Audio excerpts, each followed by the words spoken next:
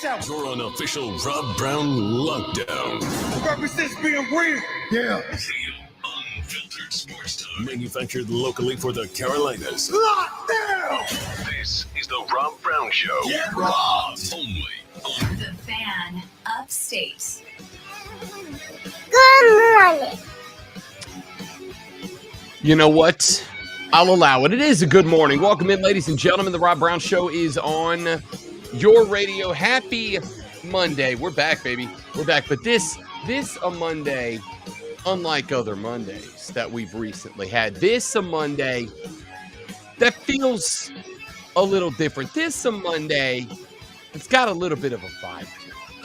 And why is this Monday different from other Mondays? Why does this Monday have a bit of a vibe to it? Well, aside from the fact that your boy is working from home, working in the lab, working at the Casa de Love this morning because kids, if you see rain and there's water in a parking lot, drive around it. Okay, drive around it because Uncle Rob made that mistake this weekend. And unfortunately, at this point in time, Uncle Rob's out of a vehicle, which means that this morning, Uncle Rob's working from the house until he can get the rig fixed up. But that's not why this Monday has a different vibe to it. This Monday has a different vibe, a different feel to it, ladies and gentlemen.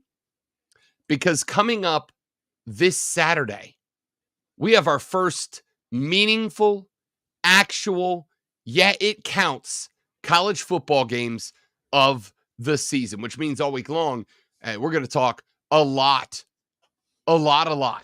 of college football, and we are looking forward to it. I say we because it is not just I, Rob Brown, your ever so handsome and humble radio host, but joining me back in the palatial Fan Upstate studios, the guy that is in charge of this radio broadcast and every radio broadcast that is broadcasted. He, of course, is the great Malonzo on the ones and twos. What up, Zoe? Hello, how are you today? Your room just looks beautiful. It's not. It's like a tornado came through, but I just pushed it off to the sides because I wasn't expecting to be here today. But alas, here we are.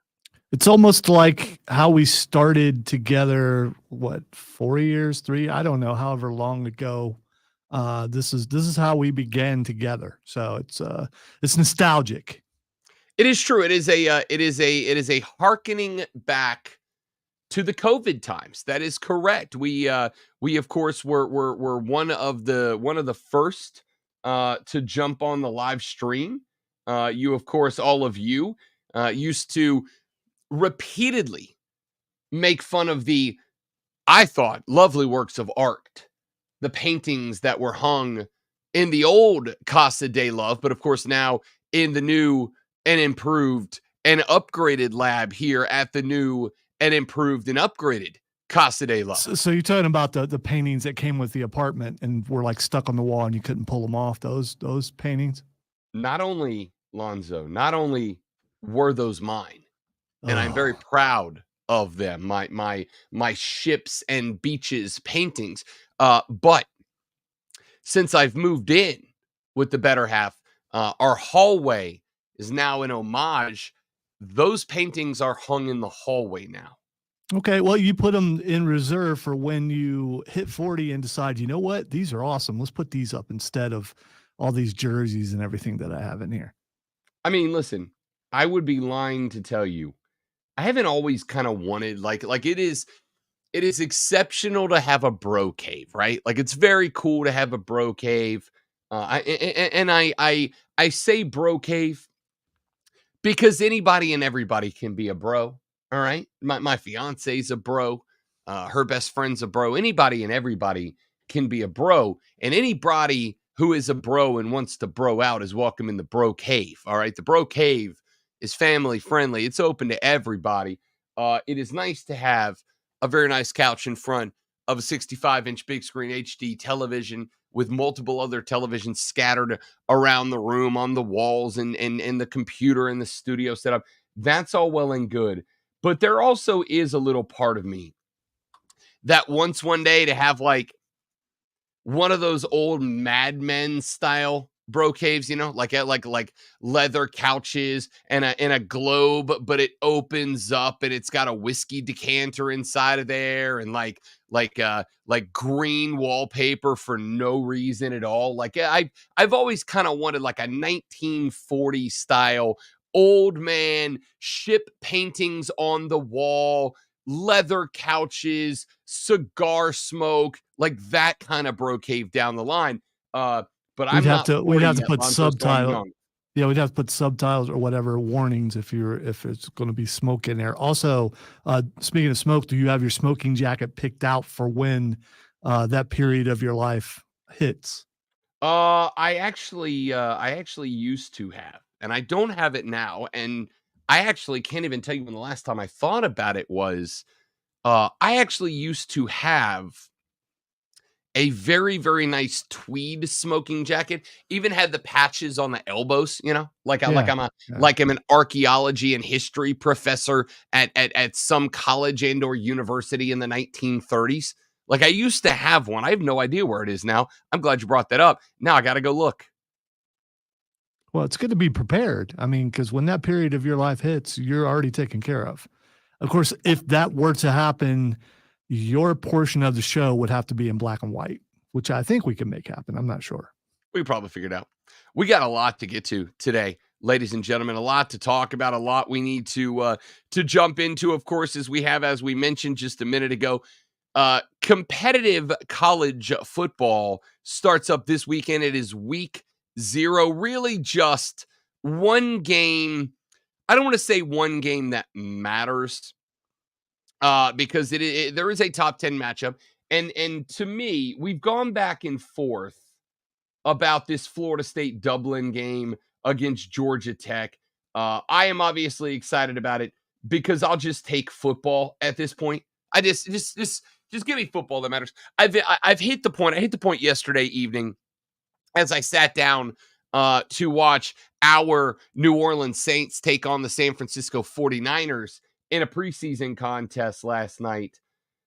About midway through the third quarter, Lonzo, as I sat in the Bro Cave and watched that game, about midway through the third quarter, I think I hit the point where I came to the realization that preseason football is like it was fun. It was a nice little appetizer, right? Like it was a good little quenching of the thirst, but it was like being parched and getting like a shot glass full of water.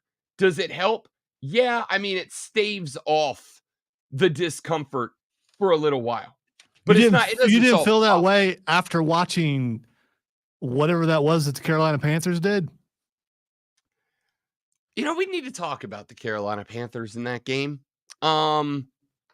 Because I here's It's where I landed on that. it's a tale of two preseason, by the way. I just want to throw this in. You see that, and you see Kansas City and all their starters and the behind the back pass, which was amazing, and how much fun the starters are having. And then we see what Carolina is doing, and I frankly am very worried. I am, and I'm glad you brought this up because we are going to get into the Carolina Panther preseason game against the New York Jets that went down on Saturday. Because there are a lot of people in that boat with you, Zo, that are concerned, that are worried that after what they saw Saturday, that maybe the estimations of where this team was going to be weren't quite there. And I am going to say, I'm not as concerned. Did it look great? No. But sincere question. In preseason game number 2, in year number 1 of Dave Canales, in a game where, and I will say, I do have one question, which is, does Bryce Young not need reps? Does he not need reps? Like, I get that you don't want to get the guy banged up. And one of the biggest issues so far with this preseason is that your offensive line has not been, it's been patchwork so far. There's a lot of injuries across the offensive line, and that's been a problem. But even if that is the case, you don't have either of your Pro Bowl guards. You've got guys rotating in and out at center and tackle. I understand it. But like, don't you kind of need to get the guy some reps? Even if you got him in there just doing, a bunch of handoffs. You got him doing quarterback the way that Lonzo feels Cade Klubnik does quarterback. Just handoff, and then the occasional pop pass. Does he not need the reps? But Dave Canales said, nope, he doesn't need the reps. We're going to give him some time on the bench. We're not going to throw him out there behind the hodgepodge offensive line. There is one name that I think is established that they're not in the right spot, and that is Jack Plummer. Plummer just didn't look good. Luton comes in at the end of the game, looks better than Plummer did, looks more consistent, looks more polished than Plummer did. And I think at this point, your QB3 spot is pretty much wrapped up. Andy Dalton is still QB2. He's not going anywhere. But the fact that you threw those guys out there and had a QB3 and 4 competition instead of getting BY some reps, I am a little confused by that. I didn't understand that. It to some people, I would be one. It almost looks like you're hiding them. And here's the thing: Aaron Rodgers sitting out. I get that. Established, won the Super Bowl, coming off of an injury. I get him sitting out preseason. But you're a brand new coach, and this is the second year, whether Rob wants to admit it or not, the second year for Bryce Young. You got to put him out there a little bit, one series, something. That's what I was saying Friday going into the game. I just want to see him a little bit, because now, even if there was a glint of hope as a Panther fan, you got to be worried like, oh no, how bad is this that you can't put him out there for a series or two? Yeah, I mean, I get it, but I also argue a couple of other things. I think until he's not anymore, like I said, you kind of have to treat, and this does come, I'm not even making the joke here. I think a part of it does come from the fact that he is an undersized cat. Okay, he just is. Like, I can sit here and try to defend him from the short jokes all day, but at the end of the day, he's an undersized guy. And if you've got a banged up, mismatched, hodgepodge offensive line, to send that guy out there behind an offensive line that ain't offensive line numero uno, I think you're running a pretty big risk at that point. And I had a friend yesterday who said something to the effect of, so what happens in the regular season? What happens if you lose a starting guard in week 2? Do you pull Bryce Young for the right? No, but the regular season counts. And I do think there maybe does come a point, if Bryce Young is performing, right? If he's going out there and he's dropping dots and he's conducting and orchestrating the offense the way you want him to. If you get to a point where Carolina is eliminated from postseason contention in, let's say, week 10, week 11, week 12 of the season, then I think there is a point down the line where you go, okay, it's not worth him playing anymore. Because yes, we want to win games, but also we got a lot wrapped up in this guy. And if he proves he is the guy, then I think at that point, you do got to protect him a little bit. You do got to take care of him a little bit. You do got to let him get and stay comfortable where he is. So I will simply say I understood it. I got it. It made sense. Did I want to see BY get some reps? Yes. Here's the question, and I think you asked a very fair question, Lonzo, and that question, of course, was, are you hiding him? Is BY being hidden right now? And the answer may very well be yes. But I do think that there is a follow-up question that has to be asked. And I think that follow-up question is, are you hiding him, ... and from what? Right? And from what? Are you hiding him from himself? Are you hiding him from the fans? Are you hiding him from a Jets defense, which is very, very good? Are you hiding him from the fact that you don't have any healthy offensive linemen and you're playing behind a hodgepodge set, pardon me, of a linemen? Like, you may very well be correct, Lonzo, and they are indeed hiding Bryce Young. But I think we then have to ask the next question, which is, if you are hiding Bryce Young, what are you hiding him from? Are you hiding him from going out there and being embarrassing? Are you hiding him out there because he's not ready? Are you hiding him out there because you don't want to risk him getting blown up behind a bad offensive line? Are you hiding him out there because the Jets' defense is really good, and no matter what offensive line you have, you don't think he's going to be able to get anything done? What are you hiding him from, if you are indeed hiding him? And I think the Lonzo, the silver lining optimistic view of that is you are hiding him from a bad offensive line in the face of a good and deep defense. I think that's what, if you're a Panther fan searching for a silver lining, I think you are simply hoping that this was Canales going, we're not going to throw the guy to the wolves when we don't have the horses across the OL to protect him. So are they going to be there at the start of the season? The offensive line is going to be completely healthy at the start of the season. I mean, I don't see why not. I mean, again, I think we know that some of the injuries to guys like Lewis are more short-term injuries. They're more bangs and bruises, but you don't want to throw a guy out. There's no sense in throwing a guy out there in the preseason.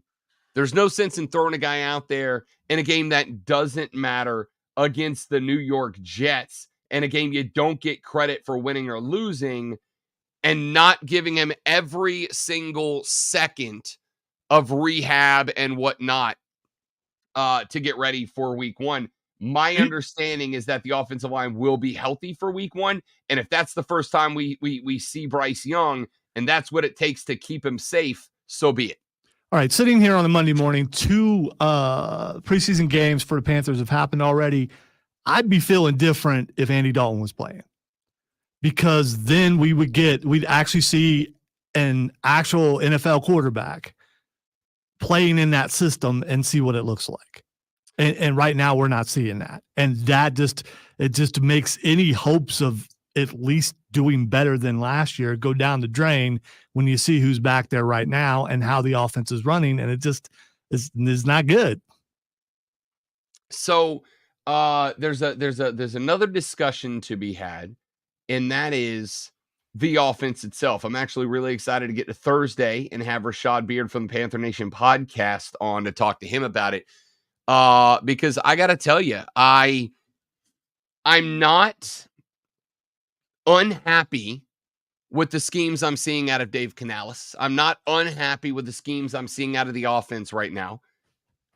My question mark is this the offense that we're going to see in entirely, or is this the offense we're going to see scaled back to not show anything because it was week 2 of the preseason? Dave Canales has said a number of times, and I don't know if this is me trying to be an optimist. I don't know if this is me being gullible. I don't know what it is. Canales has said a bunch of times that he's going to run an offense that plays to the strengths of the players on the field and away from their weaknesses.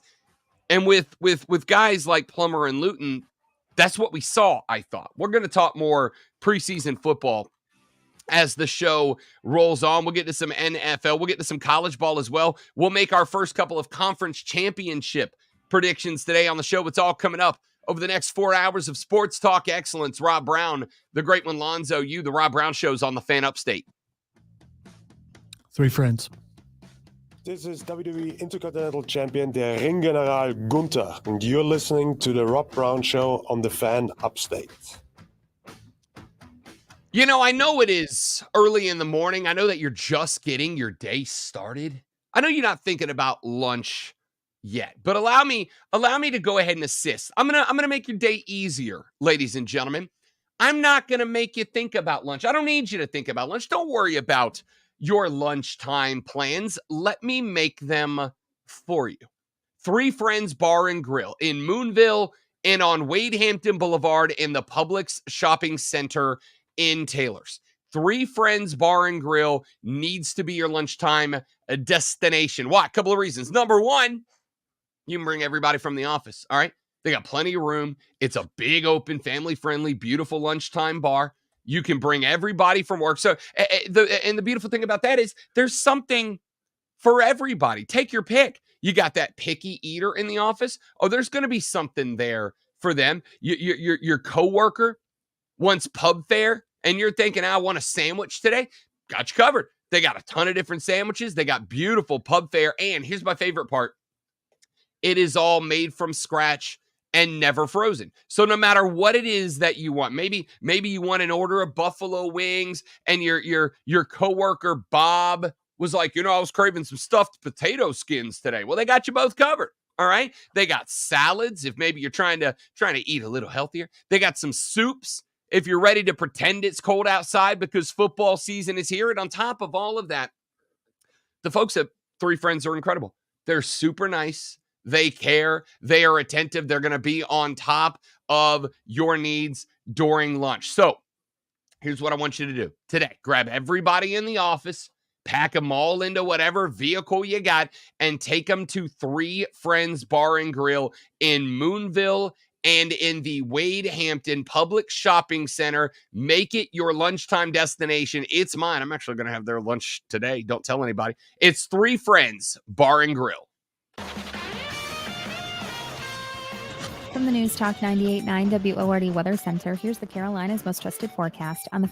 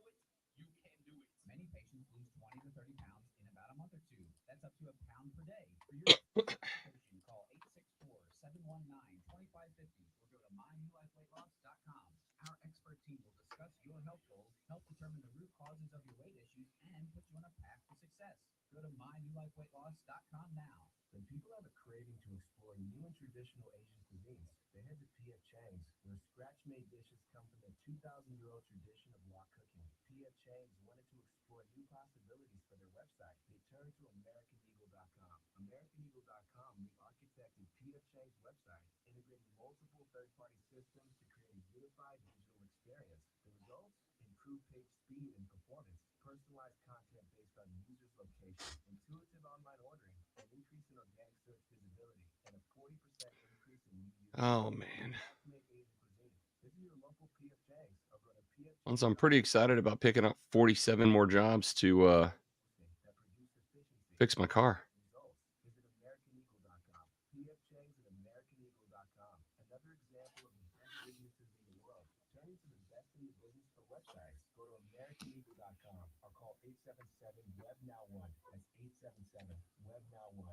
Sponsored by the solar experts at Renew Energy Solutions. If you've recently lost power, you're at the mercy of 1 minute. And 4. with solar plus battery backup from the experts at Renew Energy Solutions. Call 864-900-4808 or visit renewenergysolutions.com.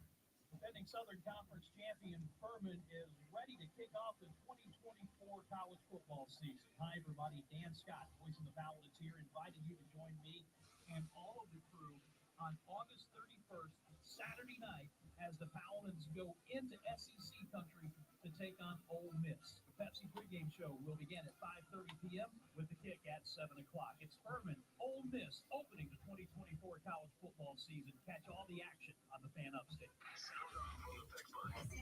307. Keyword fan. You're listening to the Rob Brown Show, only on the Fan Upstate.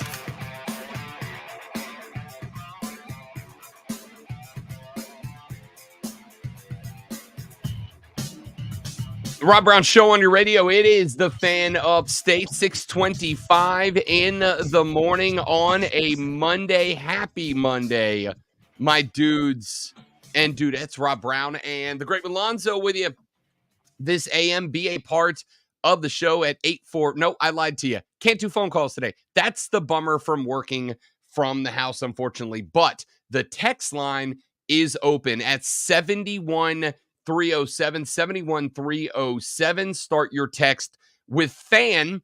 That will be your primary method of communications with the show today. 71307 is the text line. Start your text with FAN, FAM. We'll read them on the air. You can also shoot us a tweet at The Rob Brown Show. The Rob Brown Show. You can go ahead and tweet Lonzo at Lonzo on Word, and you can get all of us at The Fan Upstate if you want to go at us in that direction. So no phones today, unfortunately, but you can shoot us a text on the text line at 71307 to get in touch with the show today. We started the show off with a little bit of Carolina Panther football as we have our second preseason game, this one against the New York Jets. And of course, you know, it wasn't just Bryce Young. And obviously, with any NFL team, you're going to dial in on the quarterback, right? Like that's just the league that we work in now. It is a quarterback driven league, whether you like it or not. I want to interrupt for a second. Brock Purdy played last night. His receivers, his running backs didn't play, but Brock Purdy played last night. Sure. And also I think you saw why, because Brock don't look great. Would you look at that? Just like Rob Brown said, when Brock Purdy's not working with the most talented skill set out there, Brock Purdy looks remarkably average. Here's the thing, and I'm glad you brought that up, because we were having a discussion yesterday. Had a little get together with some friends, and we were having a discussion about this yesterday. With the 3-game preseason being what it is now, with the 3-game preseason, every coach is handling this differently. Every coach is approaching this differently. There are coaches like Andy Reid who have decided that all of his starters are going out there and all of his starters are playing a full half. There were a handful of coaches who threw all of their starters out there, but their starters played 2 series or maybe 1 quarter. There were some coaches out there who decided to put 1 or 2 starters out there. You just mentioned one, Brock Purdy. No Debo, no Ayuk. Obviously, Ayuk's not going to be out there, but no Kittle, no McCaffrey. But he threw Brock Purdy out there. Every coach is handling this different. So this is one of the reasons that while I have my opinions, one of those opinions being that, yeah, I think you need to be getting Bryce Young as many reps as you can get him right now. This is one of the reasons I'm not like fuming over it, because I don't think that as of now, a couple of years into the 3-game preseason, I don't think there is anywhere close to a consensus about the right way to handle that, right? Like, and not just the right way to handle that, but I think the right way to handle that might be different from player, guy to guy, right? Here, Aaron Rodgers is a perfect example. The guy that did not play for the Jets. Aaron Rodgers is a perfect example. Does Aaron Rodgers have a ton of time served? Yes. Is Aaron Rodgers an aged veteran that has been out there plenty of times? Yes. But let's not also forget, that Aaron Rodgers has played in the New York Jets offense for 6 minutes, right? Like he's been there technically 6 minutes. Now he's had 2 years to digest the playbook, to work hand in hand with the Jets offensive coaching staff to kind of be the guy on the offensive side of the field. But he's played 6 minutes of football. So I feel like all these arguments we're making about why Bryce Young probably should have played in week 2, I could make the same argument about a lot of other starting quarterbacks that did not play, including the guy that was in street clothes on the other side of the field on Saturday in Aaron Rodgers. I am willing to give coaches, and this is going to sound probably funny, to be honest with you. I am willing to give coaches, Lonzo, whether it's true or not, the benefit of the doubt that maybe they know their team and personnel better than me. Some of them do. I'm sure some of them don't. Sounds far-fetched. Give them the benefit of the doubt. Yeah, it's far-fetched. I don't know why you would think of that. It's just it's an illusion. That can't be real. It can't be real. But yet I am willing to, for the preseason, suspend disbelief and pretend that it is. Okay. So I'm going to give Dave Canales the benefit of the doubt. And even if it's not the benefit of the doubt, I'm also going to say it's the guy's first year wearing the visor. It's the first year wearing the headset. It's the first year calling the shots. It's the first year being the BMOC. And if it's his first year being the BMOC, just like a rookie quarterback, we always want to give them time to figure it out, right? Well, a lot of us want to give them time to figure it out. Some of us want to see them come in and be the savior right out of the gate. But most of us are willing to give a grace period for a rookie quarterback to find their stride, to find out who they are, to get it right in the NFL. I'm willing to do that for a rookie head coach. I might feel a little different if this was, Dave Canales' third year and Dave Canales was coming in after, say, like back-to-back 7-10, 6-11 seasons. He had done this. This is his third year. I might feel a little different. I might go, all right, what you've been doing ain't worked. So maybe do something you ain't been doing and see if that works. But it is just like it is Bryce Young's first year. It's Dave Canales' first year as the head coach of this organization.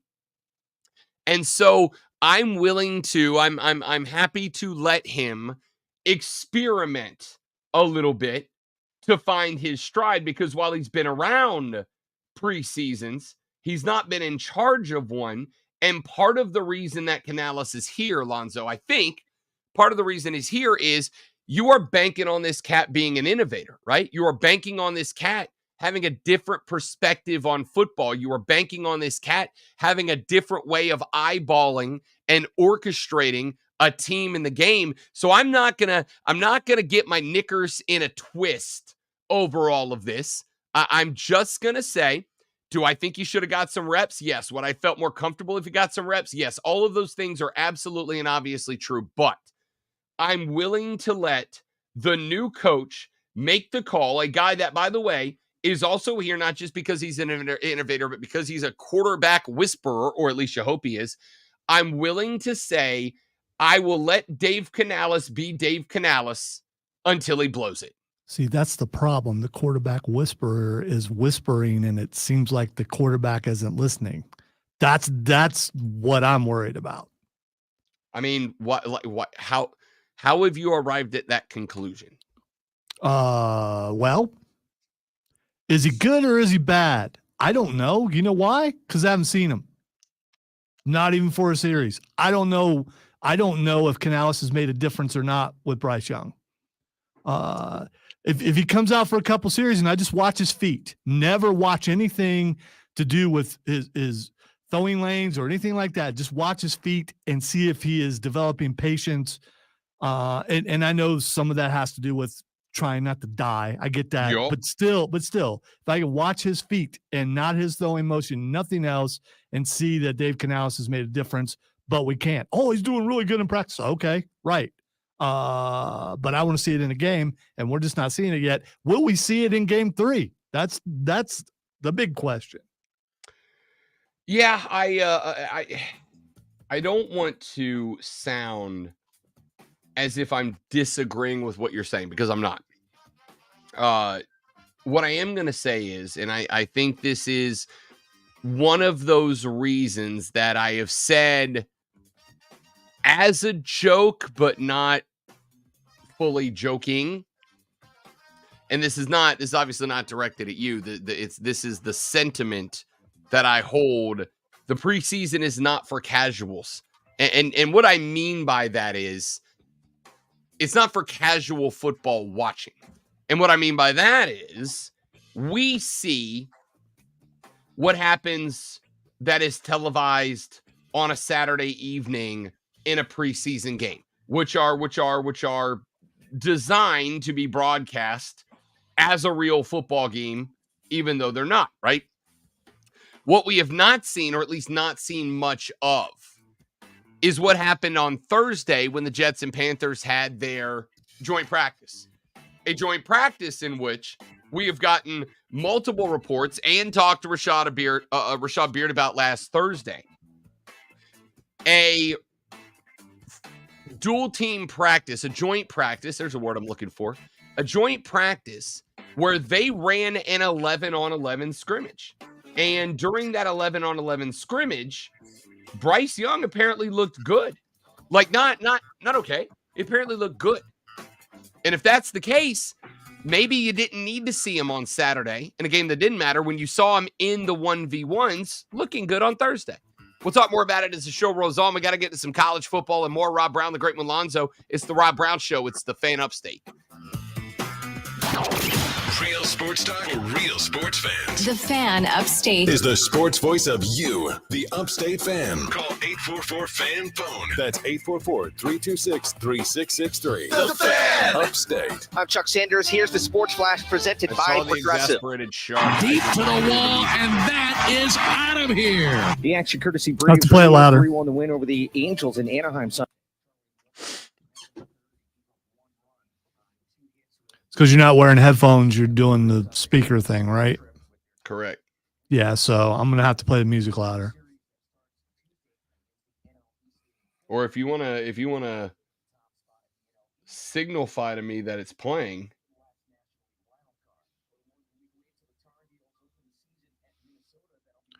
I have no problem with cranking the tunes, yeah. Except for that it will drown you out. Just got to find that threshold where you can actually hear it.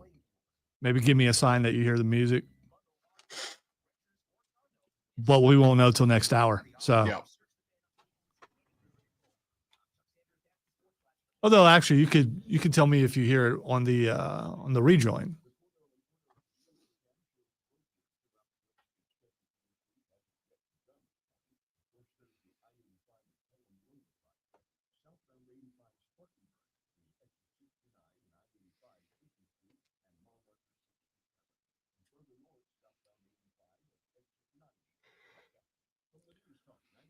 And Tracy, preseason is an illusion to a degree, but at the same time, I think it's there not just to get people jobs, but to excite the fans. And if you're a Chicago fan, you definitely are excited right now. Doesn't mean it's going to translate to the season, but at least you're getting to see your quarterback, unlike the Panthers.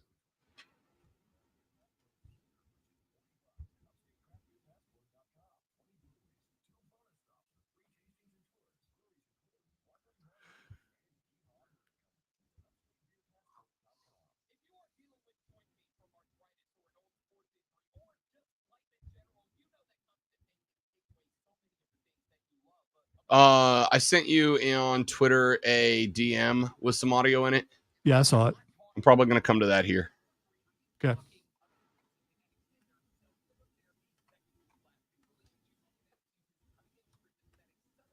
Number 2. When did you know?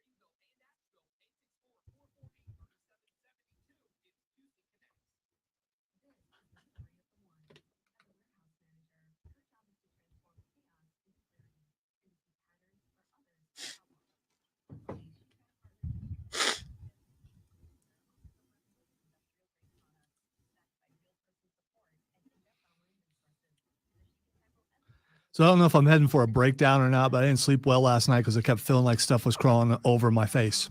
Oh. I don't believe things were actually crawling over my face because I could feel it, and I actually got up, went in the bathroom, and turned the light on to see if things were crawling across my face. And now that I said that I feel like things are crawling across my face, I'm starting to feel like things are crawling across my face. So, well, if you maybe I need to exfoliate. if you feel like you're on the edges of a psychotic breakdown leading to the feeling of spiders, feel free to take a few minutes. I just wonder how many people out there who are watching right now are scratching. Just saying. I'm not joking about the face thing, though. It was driving me nuts. It could be just really long nose hairs. I don't know.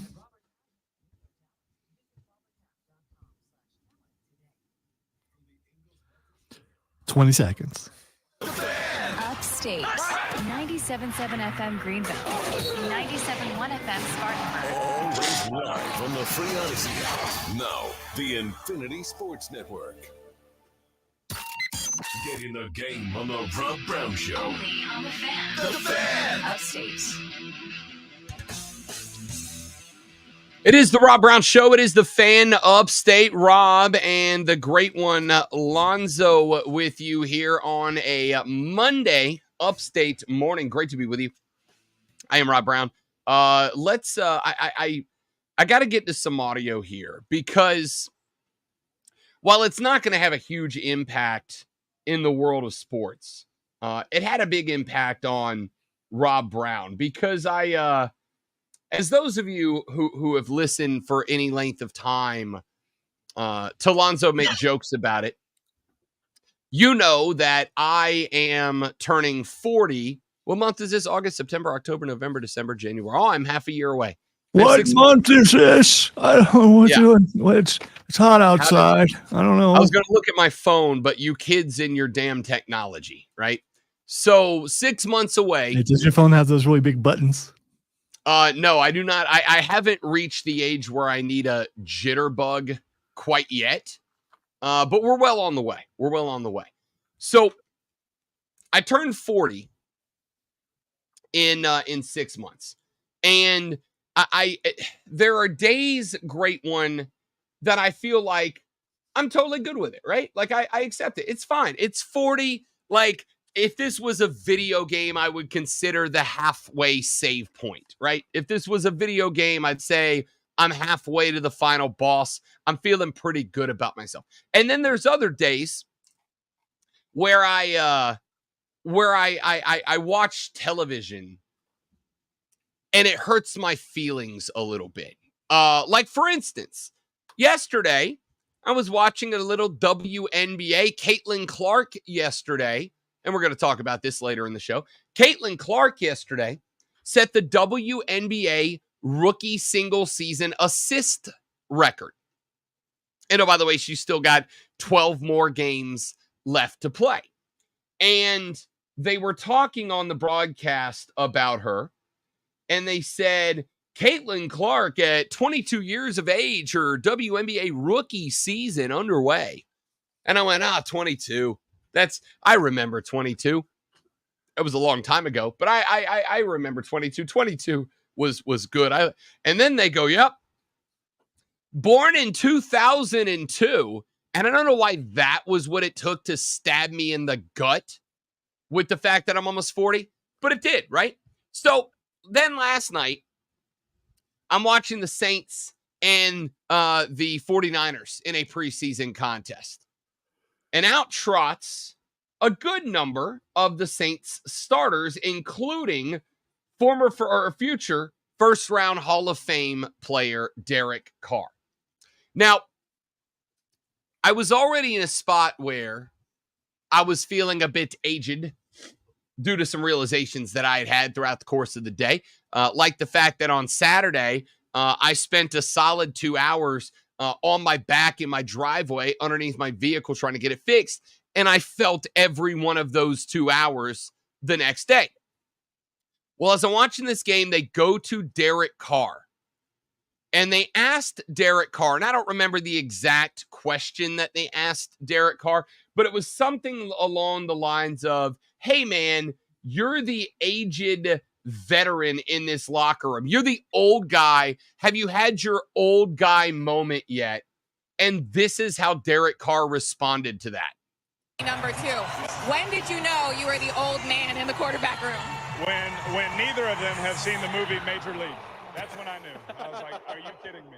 And I won't say which one, but the other one hasn't seen Remember the Titans. And so I just can't believe it. And I blame myself. I got to teach these guys better. But they're That is Derek Carr responding to the question, when did you realize you were the old guy in the locker room? Now, Jake Haener is a backup quarterback for the Saints. He is 25 years of age. Spencer Rattler is a backup quarterback for this team. He is 23 years of age.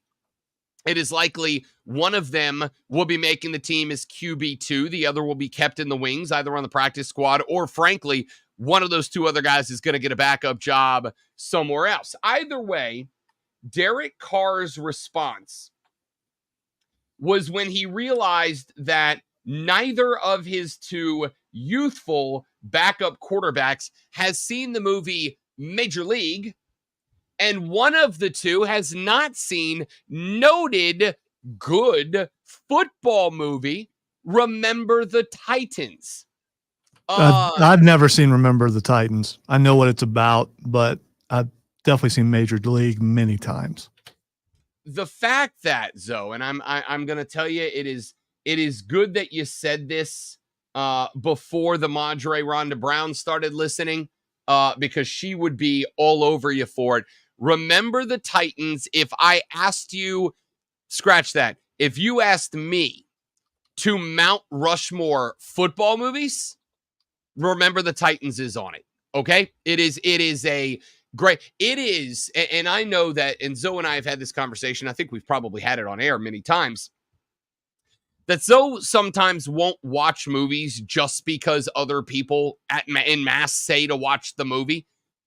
Zoe, I am going to say, all of the times in years gone by when I've said, have you seen? And you said no, because, everybody else tells me to watch it. And the expectations are so high because of that fact that I know if I'm watching it, I'm going to be disappointed.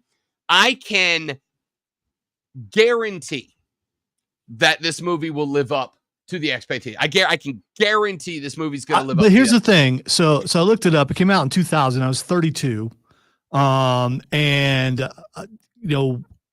It was in that period, and we've talked about movies in a certain period of my life where I had no money. And this came out in a certain period of my life where I had no money. So I missed a bunch of movies that are considered really good during that time. And I just haven't went back and watched them because of clips and because people talking about stuff. I know everything about the movies. So what's the point of watching it? I'm not going to be, so you talk about being spoiled. I've been majorly spoiled. So I'm not going to see anything new by watching it. The result of many a wrestling match before that wrestling match takes place. It's never stopped you from watching a SummerSlam. It's never stopped you from watching individual matches in a wrestling show. That's different, I will tell you, because wrestling is live and things can go wrong. Things can be, there's still a bit of having to improv and a lot of improv as far as wrestling goes. The scenes in a movie are set, especially if a movie has been out for a while. Those scenes are not going to change. If I already know about them, then I don't need to go watch them in sequence, because that's basically what it is. I'm going to go with, if your view, and I'm not saying it is, I'm making an assumption here, correct me. Quit trying to be so nice to me today. It's just because you're not here and you can't reach across the board and I could just turn you completely off. That's it. I can't commit acts of violence in the studio today. That's absolutely right. If the perception of this movie is Denzel Washington brings the black guys and the white guys together to make a good football team, which is what the movie is. So we're clear. That's what the movie is. By the way, I lived that, except for the good part. because we were never Right. good, but I'd lived that. So This is, and I mean it, like I said, if you ask me to Mount Rushmore football movies, this one is on it. It is not just that message, it's just a great movie. But to finish up the Derek Carr thought before we end the segment, the fact that he's got 2 kids on his team who haven't seen Major League and remember the Titans, I said to myself, oh, goodness gracious me, oh my, oh. That is very painful. And then I remembered that Derek Carr, considered the old man in the quarterback room because his 2 backups, Hainer and Rattler, have not seen Major League and remember the Titans, is 7 years my junior. Derek Carr is 33 years old, and we are talking about him as if he needs a walker to get onto the football field. We are talking to him as if his car breaks down at the Saints facility. The AARP is who is going to bail him out. We are talking about Derek Carr as if someone has to mash up his food for him every evening so that he can gum down his dinner. We are talking about Derek Carr as if he is very, very old. And I know that this segment is not compelling for many of you because many of you went, okay, Junior, whatever you say. But, and I don't know why this was that moment for me, but for some reason, when Derek Carr not just was labeled the old man in the locker room, but when he was labeled the old man in the locker room and he willingly accepted that title, right? He didn't push back. He could have been like, yo, who says I'm the old man in the locker room? Yeah, I'm older than those guys. Why can't it be that they're the young guys in the locker room and I'm a regular, right? No. He didn't push back. He went, yeah, that's definitely me. I'm definitely the old guy in the locker room. And then the realization that this man is 7 years younger than me. Don't like that. Don't like that. Not one bit. That's not good. That's not fun. Not appreciative, Derek. All right? Fight back. You're not the old man. You're a youthful, vigorous spirit, my man. You're a future first ballot NFL Hall of Famer, but that's way in the future because you are very young and very handsome, by the way. All right? So just own it. Own it. Fight back. I don't need you acknowledging your youth because I acknowledge mine and I'm way older. I don't like that at all. He didn't look too bad last night in the game either. So he had a couple of bright spots. Again, I'm so tired of fighting this fight. I've been having this fight with Saints fans for a year now. Derek Carr's not the problem. Derek Carr is remarkably consistent. Derek Carr is accurate. He's quick with the ball. Derek Carr, I've made all the jokes I know. No, I don't think Derek Carr is going to the Hall of Fame. It's a joke, all right? But Derek Carr is absolutely a top 10 quarterback in the NFL. Probably hanging out at 7 or 8. Absolutely a top 10 quarterback in the NFL. This is why I'm so mad at keeping Dennis Allen around, because Derek Carr ain't the problem. And he showed it again, and he'll show it again next year. Remember, last year, a year in which he completed, just shy of 60% and threw for a whole lot of yards. He did so where he had like 10 games where he was banged up and hurt, and he kept coming out and performing. This guy can ball. We just suck. Ugh. Hey, when we come back, we got your water cooler cheat sheet, top 3 sports stories that you need to know before you get to the office this morning and start talking sports with your friends. We'll give you the water cooler cheat sheet, and then we start going through day by day, conference by conference, and giving you our preseason conference championship selections. That is all coming up after Lonzo dazzles you with this sports flash. All right, I might bedazzle you, but it's still dazzling in some form.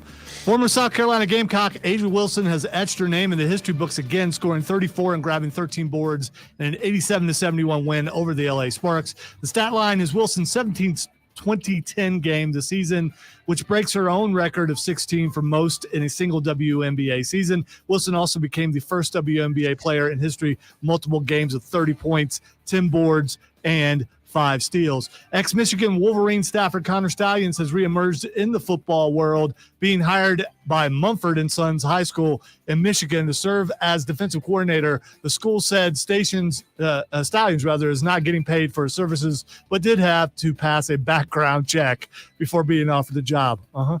Tune in this afternoon from 3 to 7 p.m. for our brand new local show, Wire to Wire. Cole Bryson and Diesel will get you up to date on all the latest local sports, Wire to Wire.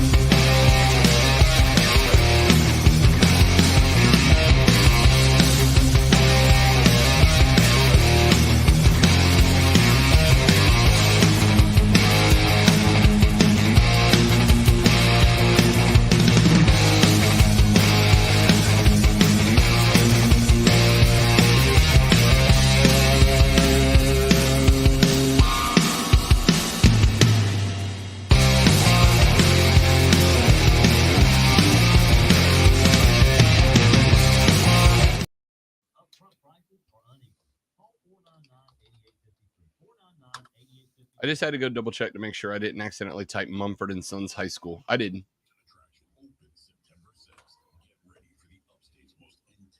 Sorry, I didn't have you in queue. Did you say something? Yeah, I said I had to go double check to make sure I didn't type Mumford & Sons High School on accident. No, you did not type Mumford & Sons. Come on. Like you didn't think it when you wrote it. Oh, I absolutely did.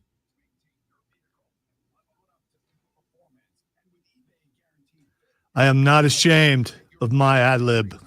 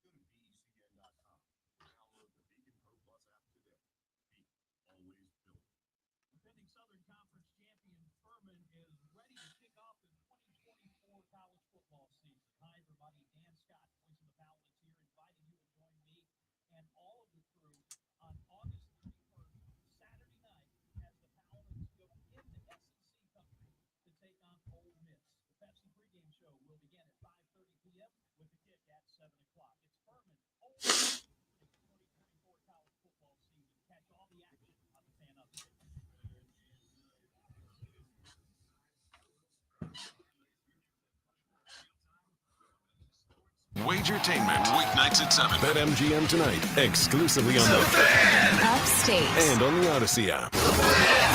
Upstate. WYRD Greenville. WORD Spartanburg. WFBC HD3 Greenville. The official sports voice of you, the Upstate Fan. The Fan.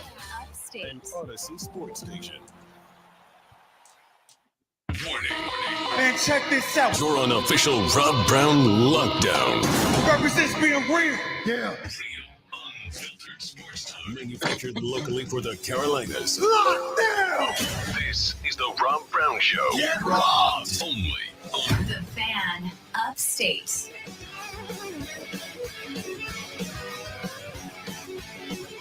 And off we go into hour number 2 of the Rob Brown Show. Welcome back, ladies and gentlemen. This is the Fan Upstate. Glad to have you, Rob Brown, and the great one, Lonzo, with you today as we roll through another 4 of the most electrifying hours in sports talk entertainment you're going to find anywhere. Football week, kids. It's football week. I again cannot emphasize how much I don't care that they're not exactly the best games of the college football season upcoming. I don't care. Okay. They're games that count. They're games that matter. They're games we're going to see starters play until somebody has stopped whooping up on somebody. Give it to me. Inject it in my veins this Saturday noon.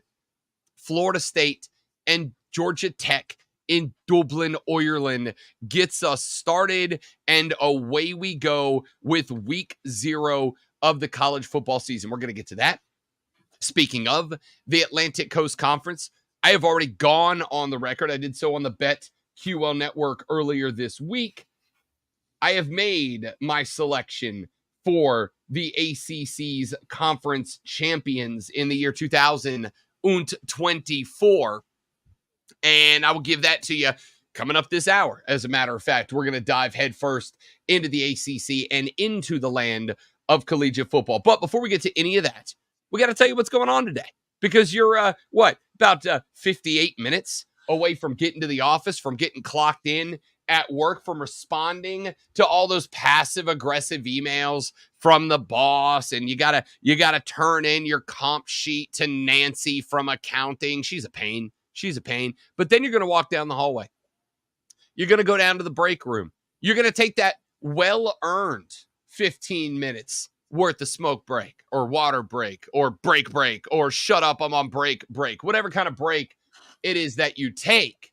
And you're going to have a conversation about sports, no doubt. Well, if you're going to have a conversation about sports, you got to know what's going on in the world of sports. But if you got to know what's going on in the world of sports, ladies and gentlemen, you need this.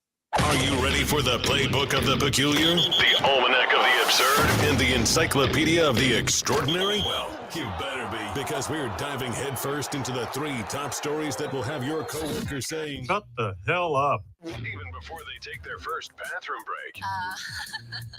No. Here we go. Welcome to the Water Cooler Cheat Sheet on the Fan Upstate. It's the Water Cooler Cheat Sheet, the top 3 sports stories that you need to know before you get to the office this Monday morning. Take that well-earned break and start talking sports with your friends, family, coworkers, whoever it might be. This, my dear friends, is what you're going to be talking about. Before I get to that, Lonzo, I can't tell if Bo Nix looks like the good guy or the bad guy in the teen coming-of-age movie.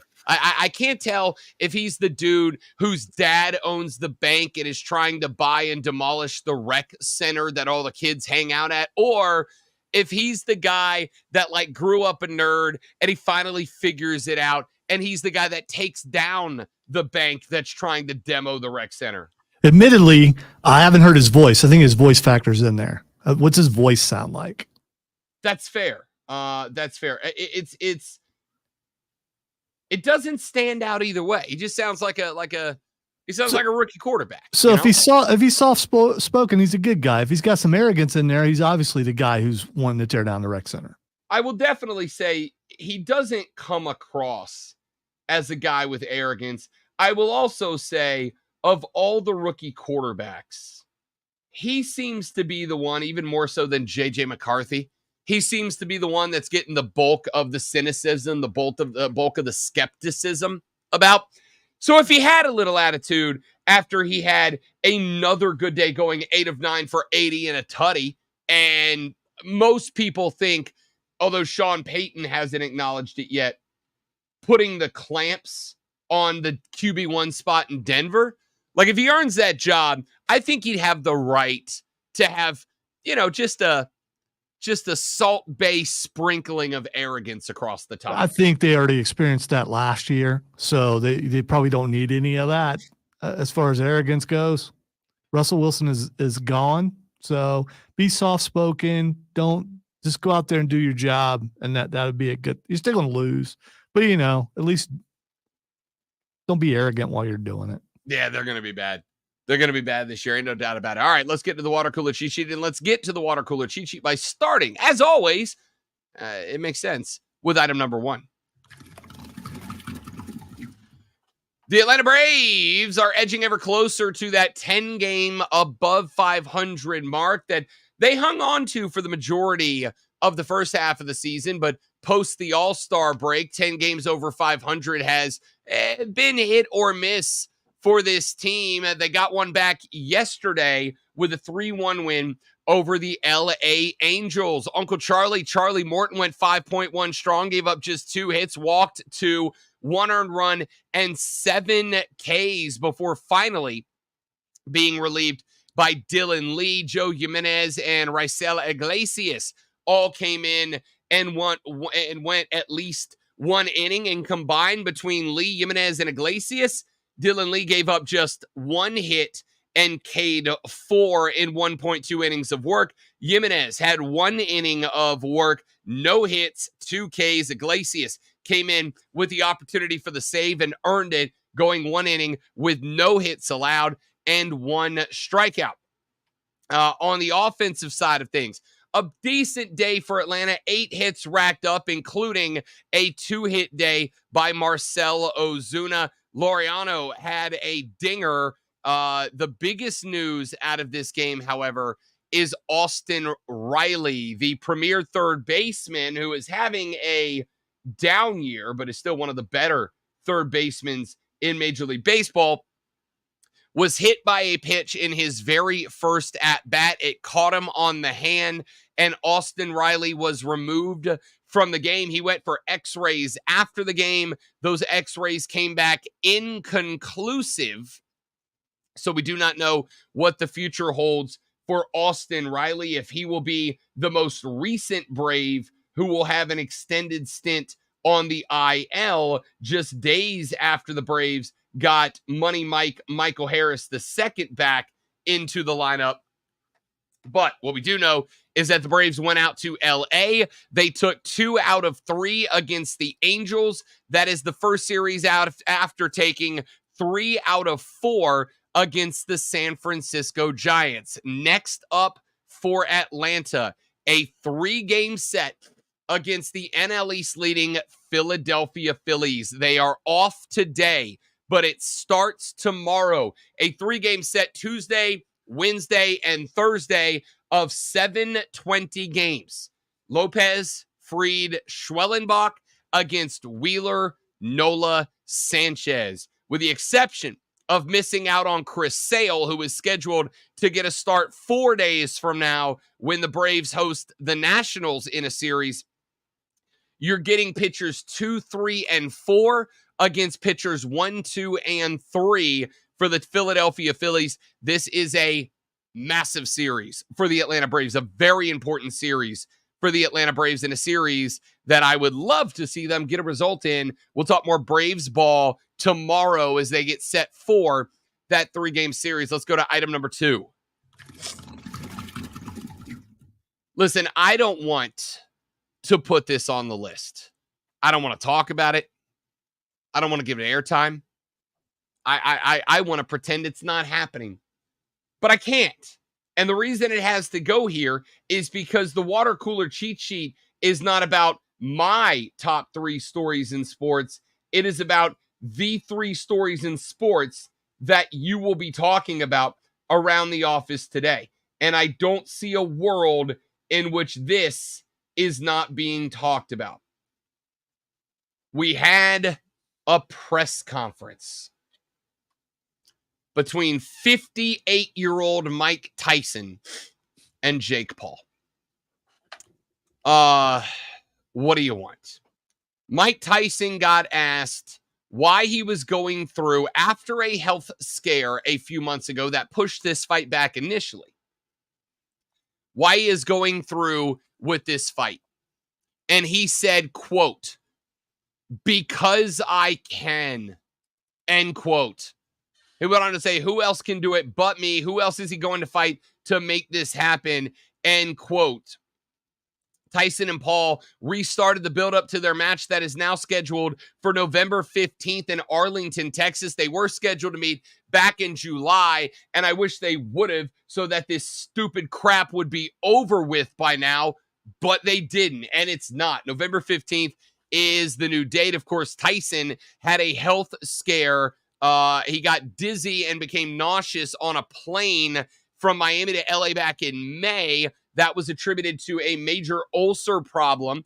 Tyson said he resumed training 2 or 3 weeks ago and feels, quote, ready, end quote. The undisputed heavyweight champion from 1987 to 1990, retired in 2005, came back for an exhibition match against Roy Jones in 2020, and now the 58-year-old goes up against Jake Paul, and I guess there is at least some hope for humanity left.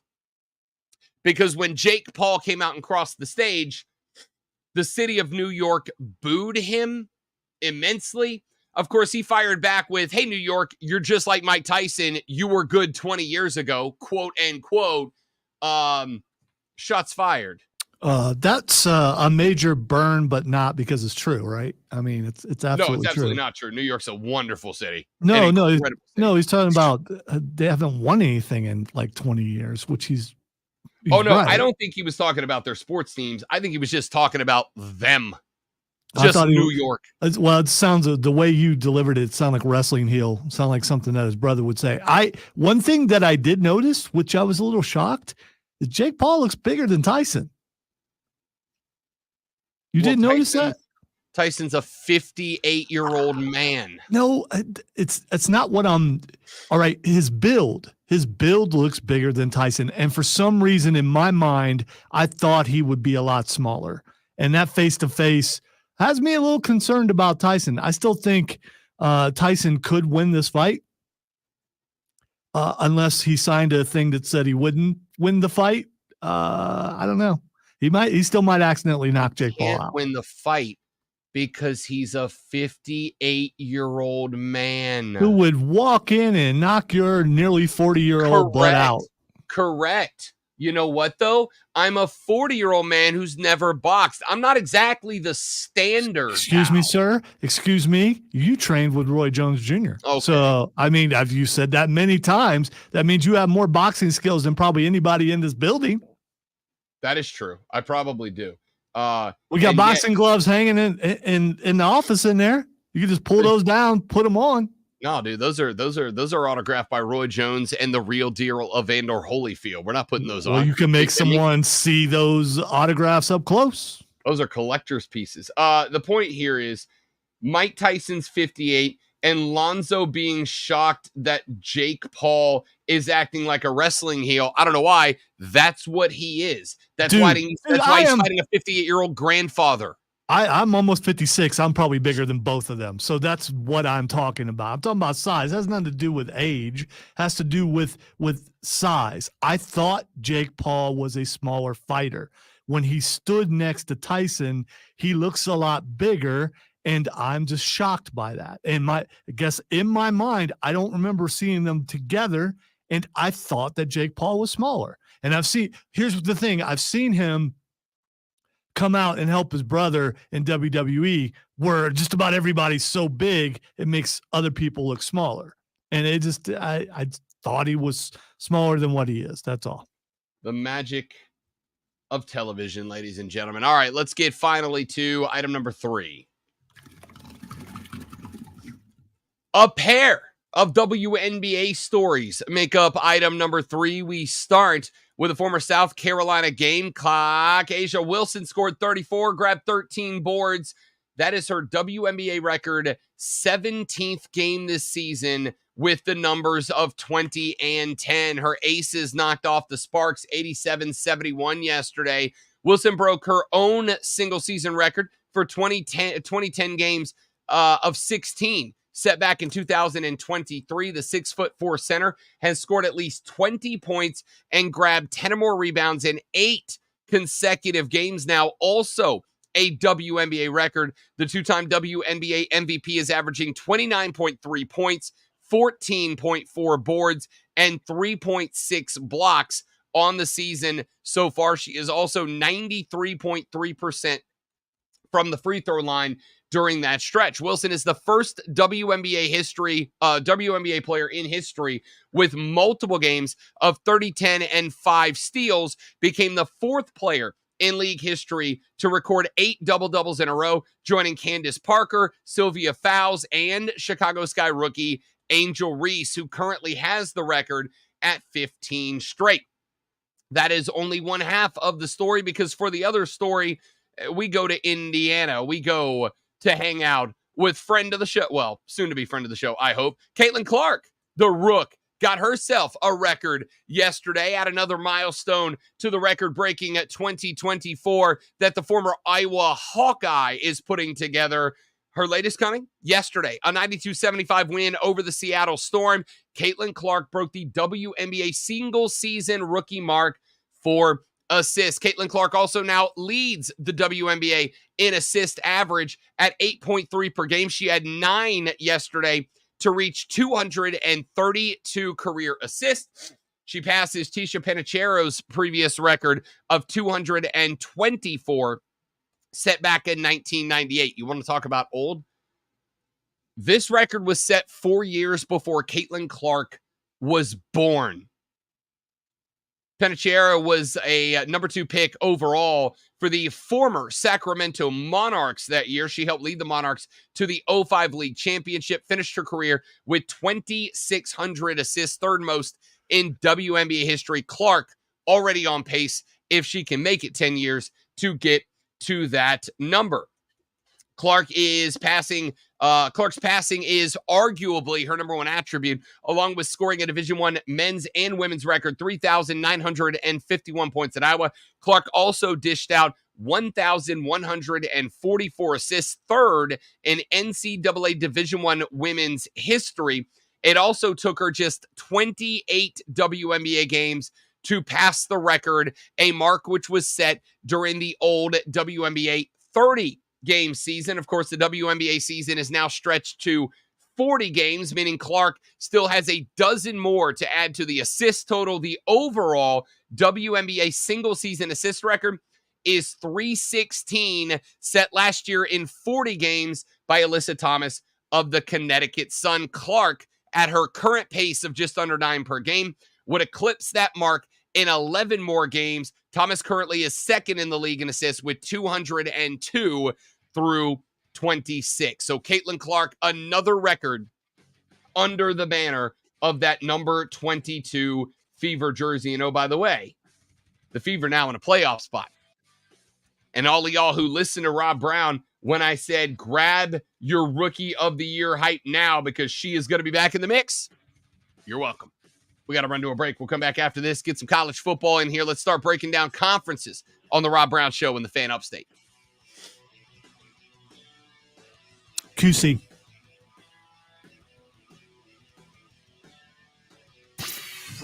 Unfiltered sports talk, manufactured locally for the Carolinas. This is the Rob Brown Show. Upstate. Ladies and gentlemen, allow me to tell you about our friends at QC Kinetics, the nation's leader in non-surgical regenerative therapy for joint pain. If you are dealing with joint pain and you don't want to do that anymore, QC Kinetics is here to help with their revolutionary regenerative therapy for joint pain. Your body knows how to heal that joint pain at a cellular level. The problem is, as you age, you lose that ability. Well, QC Kinetics is here to help. They jumpstart. They act as a catalyst for that connective tissue regenerative process, and your body starts to get it back, which means you shake the joint pain, and more importantly, you get back all the things in your life that joint pain has taken from you. So if that sounds like a deal, if you want to get rid of that joint pain, if you want to get back to golfing or kayaking or just playing in the backyard with the grandkids, now's the time. Go to their website, qckinetics.com, qckinetics.com, or call them today at 864-448-3772. 864-448-3772. Mention the Rob Brown Show and get your first consultation for free with our friends at QC Kinetics.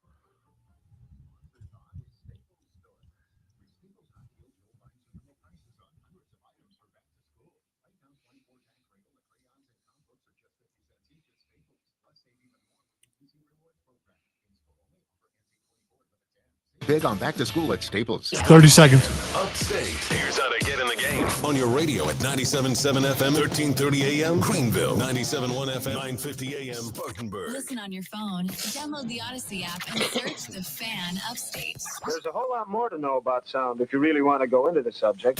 Your smart speaker. Just say play 97 The Fan Upstate. On your HD radio at New Life, next break. HD3. There's just one more thing. And on your computer at TheFanUpstate.com.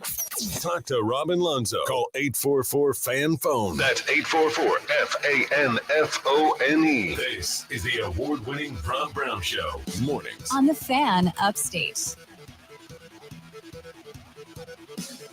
Welcome back, ladies and gentlemen. The Rob Brown Show on your radio. It is The Fan Upstate. Rob and the great one, Lonzo, with you on an Upstate Monday morning. Let's dive right in, because college football is upon us, ladies and gentlemen. Week 0 hath arrived. We have been waiting, anticipating, and it's time. In fact, we've got a game in the Atlantic Coast Conference coming up this noon. The ACC, the first conference to have a conference matchup, and they do so right out of the gate with FSU and Georgia Tech at noon this Saturday. Feels as good a time as any to begin breaking down some college football. We have talked a lot of ACC ball. Let us go on the record and talk through this hour some of the things we expect to see, maybe not see, out of the ACC to start this season. I had something going there. What do you want? I burned it out. It is what it is. So let's just start at the top. And I don't think it is going to come to a great surprise to anyone to recognize that there are effectively two teams clear-cut favorites and two teams that are projected to be in the hunt for the conference this year. The two teams that are projected at the top, Clemson and Florida State. And depending on who you ask, there really is, I know, shocking, there really is no clear-cut favorite as to who the favorite is here. It is Clemson. It is Florida State. Now, there are two teams that I think could very much be in the mix. I think Miami could very much be in the mix, although, frankly, I am getting very tired of pretending every year like Miami is back. Yesterday, Zoe, I had the pleasure of running into an old buddy of ours, Mr. Zachary Brown, a big Miami guy. And we got to talk some football with Zach, which was nice. So Zach's a Miami guy. And I asked Zach, if Mario Cristobal doesn't get it done this year, is he done? If he can't take this team, and I'm not necessarily saying win the ACC, I am saying be competitive down the stretch, right? Have a week 14 where Miami still got the opportunity to punch a ticket to the ACC title game. If he doesn't do that, is he done? Is he cooked? Is he out? And Zach's answer was, not to me, but I do think the fan base would run him out. Not to me. I would give him another year because the recruiting has been excellent. The transfer portal work has been excellent. I would not boot him yet because the roster building is still in play. But I think the fans would probably have enough sway to get the athletic department to move on. We'll come back to Miami in a minute because I do think that they had better be in the mix for Cristobal's job.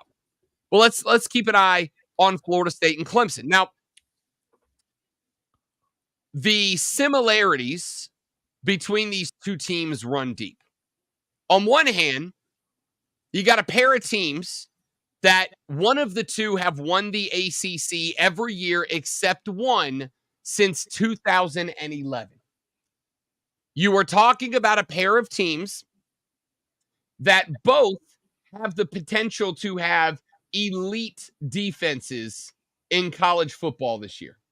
You were talking about a pair of teams that have question marks surrounding the wide receiver room particularly, and have a quantified thought about what the running back room is going to look like. Phil Maffa obviously stepping into the shoes left behind by Will Shipley. Lawrence Toafili is going to be the guy that is the primary back, I think, down in Tallahassee for FSU.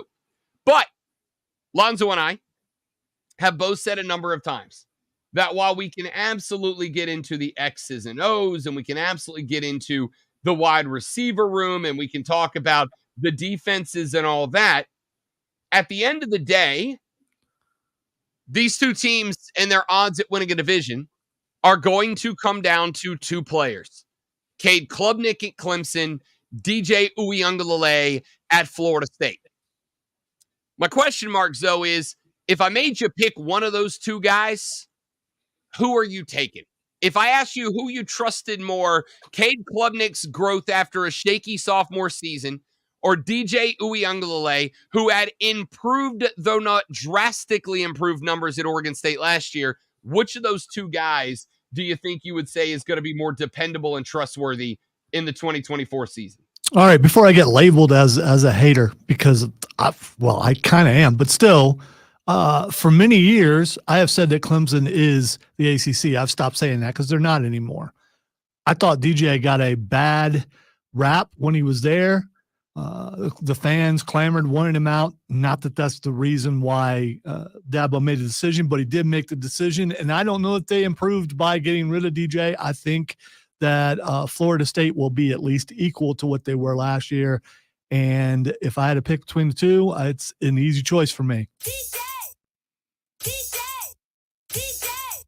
DJ is the answer for the great one. Listen, I think that you would have to take the shades off, even if you're a staunch Clemson guy. I think you got to take the shades off and accept that as the reality here. Now They won't do that. That's funny. I mean, come on. You've lived here long enough to know that that's not going to happen. I think that when it comes down to it, if it is a battle between these two guys, who is going to be the more developed quarterback?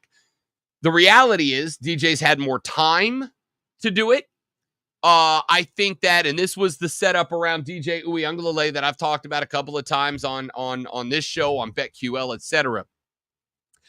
DJ Uiagalelei, when he got to Clemson, was the heir apparent to the throne at what was then QBU, right? I mean, to me, there is no argument that for about, 6 seasons, Clemson was consistently producing some of the best quarterback play in all of college football. And DJ was expected to be that guy, the next guy up. And I think when you put that expectation, how many times have we said when we talked about Caitlin DeBoer going to Alabama, what's the phraseology that we always use? It is tough to be the man after the man. It's tough to be the guy after the guy. And DJ just didn't live up to it. Now, if you were around listening to this show at that point in time, you know that very regularly I placed the blame of that on a couple of people. I placed it primarily at the feet of his dad, Big Dave. It wasn't meant to be a personal shot, although I've been told it was taken that way a couple of times. I felt like Big Dave taught DJ Uiagalelei how to be a brand before he taught him how to be a quarterback. And I think by the time that DJ got to Clemson, even DJ expected, this is going to be easy, right? I just go out there, I get put on the QB1 depth chart, and I win a Heisman. And that's just kind of how this goes. And it didn't go. It didn't work. You know what? I've thought about this a lot. And maybe DJ just didn't conform to the Clemson way. We've heard Dabo mention the Clemson way. And maybe he just couldn't embrace, couldn't understand, couldn't figure out the Clemson way. I am curious if Florida State and the coaching staff there will build around his strengths and make it his team and not ask him to conform to, if there is, a Seminole way. So that's it's an interesting thought. Which is so I said Big Dave is one. The other one's Dabo Swinney to some degree. I don't think that the developmental phase was what it needed to be for DJ Uiagalelei. And I got to tell you, I am no expert when it comes to developing quarterbacks. None. I am no expert in developing quarterbacks. All right. The most development out of a quarterback you're going to get from me is when I train up a guy's stats in Madden. Right? That's about as good as I can get you. I don't think it was there. And I think that kind of was put on display. You all remember the plane ride that DJ was on with Dabo when Dabo pointed down at the stadium and said, that's where you're going to be throwing all those touchdowns the next few years, right? Like, I think it was almost just kind of assumed. And how can you fault the guy when you have success that long, that many times in that particular way? You can fall into the assumption that it's going to happen again. So I think you put those two things together. I think the pressure was remarkably high at Clemson. He goes to Oregon State, where there was no pressure on him at all. There was no pressure on, like, Oregon State wasn't expecting to compete for a conference or a division or anything. And he got to play a year without having to try to win something. There's no pressure on the guy. Now there's pressure back on him. Did he learn enough in the 1 year to get there? And then there's Cade.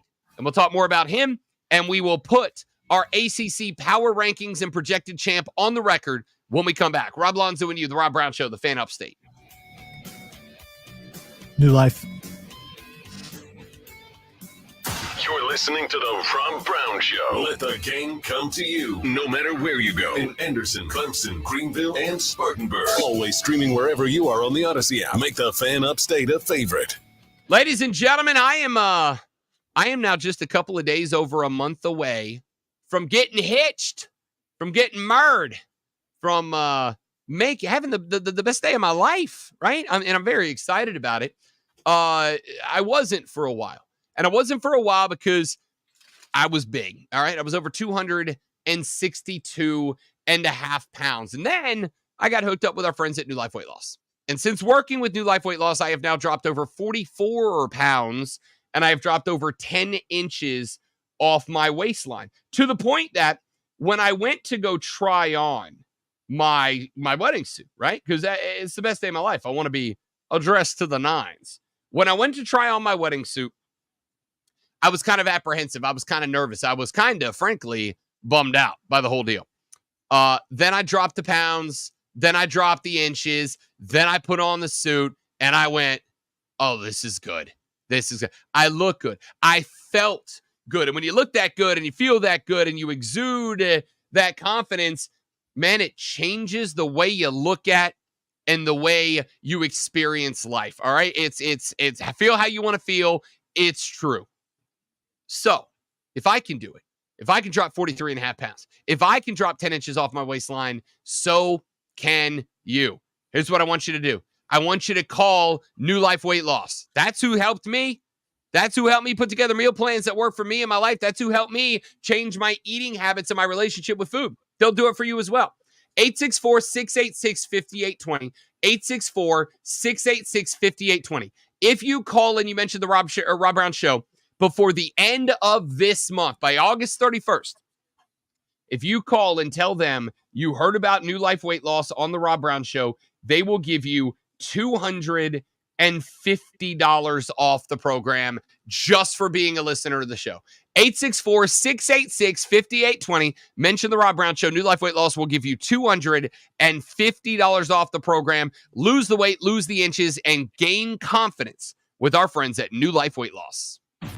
I'm Chuck Sanders. Here's the Sports Flash presented by...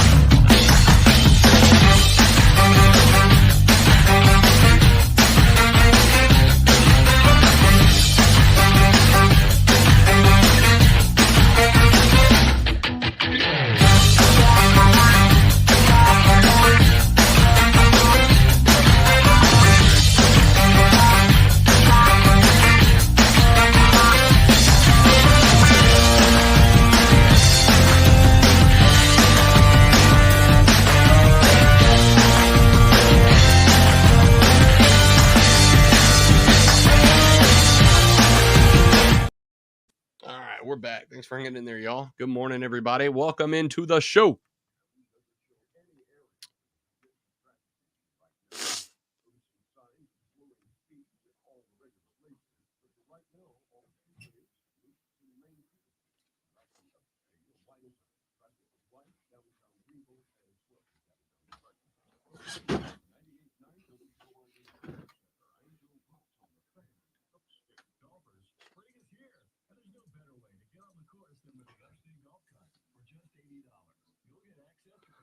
One minute.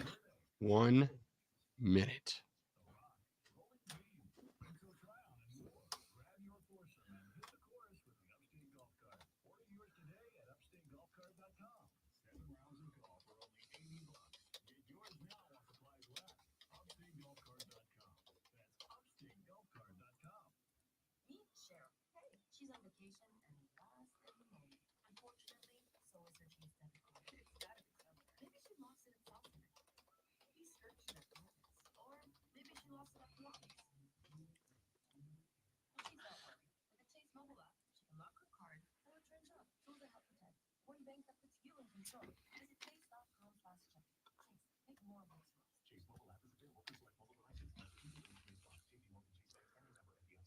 From the Ingles Market Studio. Tigers, Gamecocks, Panthers, Paladins, and Rebels. Punch your ticket to the best local sports. 97.7 FM Greenville, 97.1 FM Spartanburg. Always streaming wherever you are on the Odyssey app. Upstate. No need to check the clock. It's Rob Brown time. Now weekday mornings from 6 to 10 on the Fan Upstate.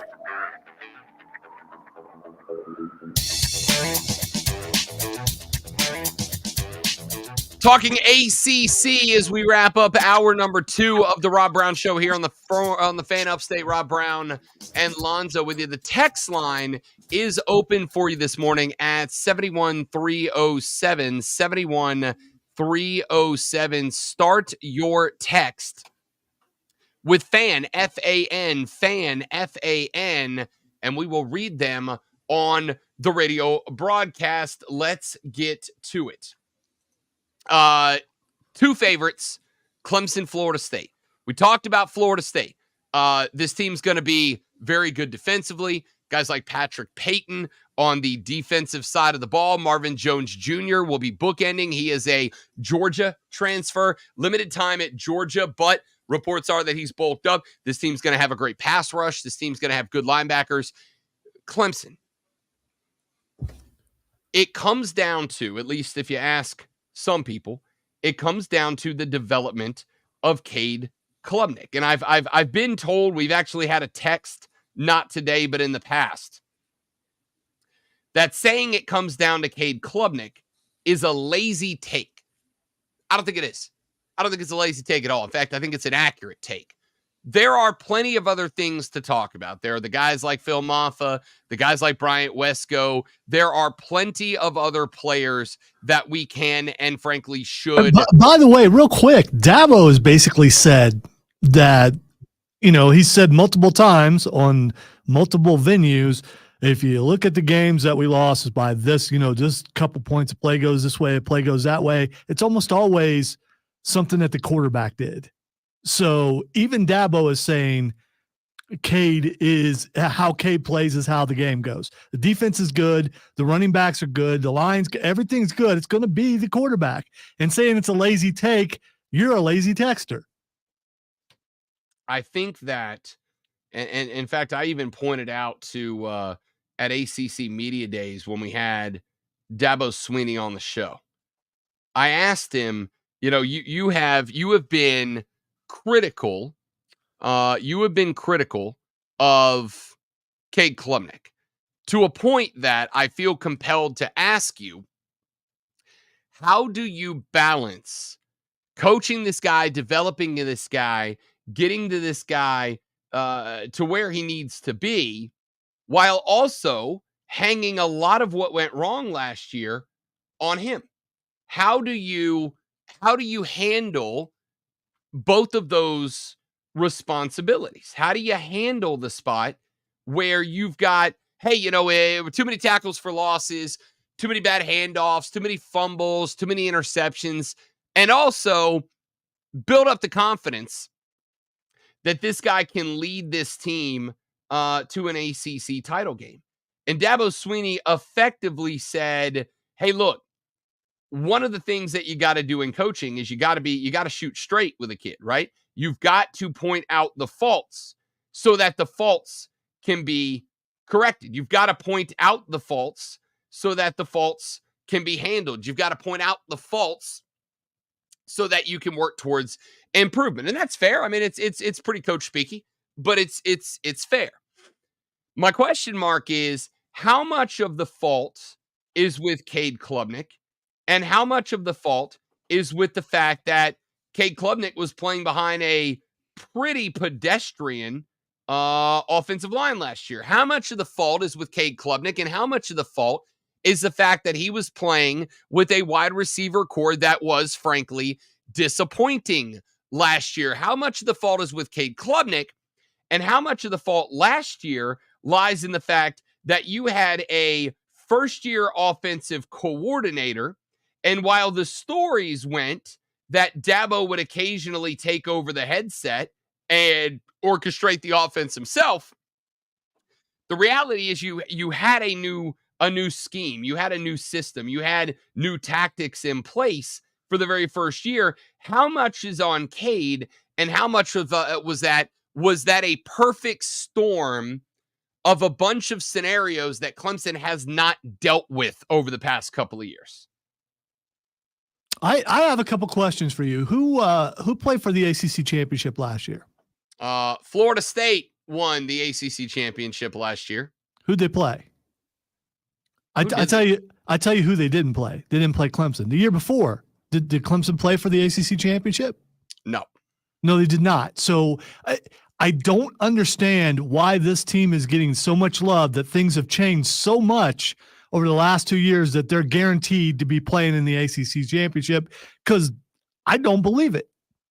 They didn't do it last year. They didn't do it the year before. And I don't know that any of the West Coast teams coming in are going to be competitive. Possibly SMU. I still look at the record last year, look at the teams they played, and right now there's no divisions anymore, right? So correct. the best record's going to play. And SMU, as we looked at, their schedule is a lot easier than Clemson's. So there's a good shot that Clemson could play better this year and still not play for the ACC championship. I think people are penciling them in without showing how they've improved. Where have they improved? The defense going to be good? Yes, the defense is always good. It comes down to Cade Klubnik. He's improved this year. Yeah, they said that last year. And let's talk about that vaunted offensive coordinator. All we heard about, oh, man, this guy, we got him. We got him. Everybody else wanted him. We got him. What did he do? Same thing that the other guy did. So I don't understand the hype behind this, and I don't believe it. So I want to start with where you started. I don't know that anyone, with the exception of diehard Clemson fans, I don't know that anyone has penciled them into the ACC title game yet. And maybe that's just me. I don't think anyone has just gone ahead and assumed that they are going to be there. I think that, frankly, and I think you can get this by listening to shows around the country, as I do on a somewhat regular basis.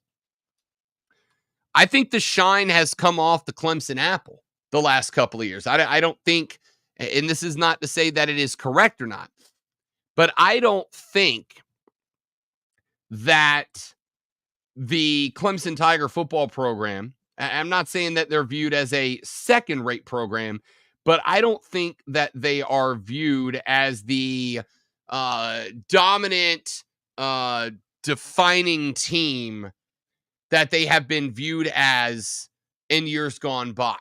All right, let me jump in real quick because I just started looking. New York Times, and The Athletic, they have Miami second in their predictions after Florida State. And they have Virginia Tech ahead of Clemson. So there are some things out there, and I'm trying to find anyone else. I mean, this is your prediction, but I'm trying to find anybody else that's not from this area that's actually believing in Clemson like it seems like everyone around here is, because I definitely am not. Oh, for sure. Listen, I don't think I don't think there are a ton of people that look at this team in years gone by. In years gone by, I think annually Clemson was penciled in as a divisional winner. And I certainly think in a year where there are no divisions, I certainly think in a year where the two best records get themselves in, right? In years gone by, it wouldn't have been a question mark, right? It wouldn't have been a who's going. It'd have been Clemson and whom is going to play them in the ACC title game. And I do think that the shine is off of this program a little bit because of the 2 years in a row that they just weren't there. That being said, I think the pieces are there. And as a texter said a second ago, texter writes the show and said, fan, that is not a lazy take. Quarterback play is always it. And I agree. Quarterback play is always it. It is not all that big of a deal to think that as Cade Klubnik go the Clemson Tigers. We'll point out that, and I do think it is important that we do so. The 2022 ACC championship was won by Clemson. That was the year they beat North Carolina 39-10.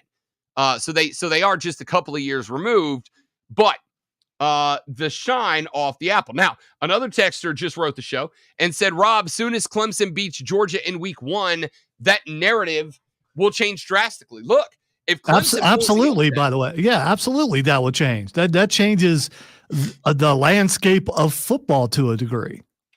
It changes the entire landscape of football. It puts Clemson immediately back on the map. A Georgia team that is just about consensus number 1 across the board. What they get? They got over 2/3 of the first place votes in the AP Top 25 poll. It would absolutely change the college football landscape on a dime. But let's not sit here and pretend that Clemson's not a 2-touchdown dog in this game. And you're a 2-touchdown dog for a reason. And oh, by the way, not that this figures into it, although it does, this game's in Atlanta. Guys, this is going to be a Georgia home game. All right. You could have the most fervent fan base out there. This is going to be a Georgia home game. The odds are not in your favor and indeed are stacked against you for this contest. So, with all of that being said, I absolutely think this team is not just in the mix for the ACC. I think the ACC, and this is not new, I've been saying this for a couple of months now. The ACC title game is FSU versus Clemson. I think they're playing in the regular season, and I think regardless of who wins that contest, I think those two teams are rematching because I'll believe in Miami when Miami finally does something.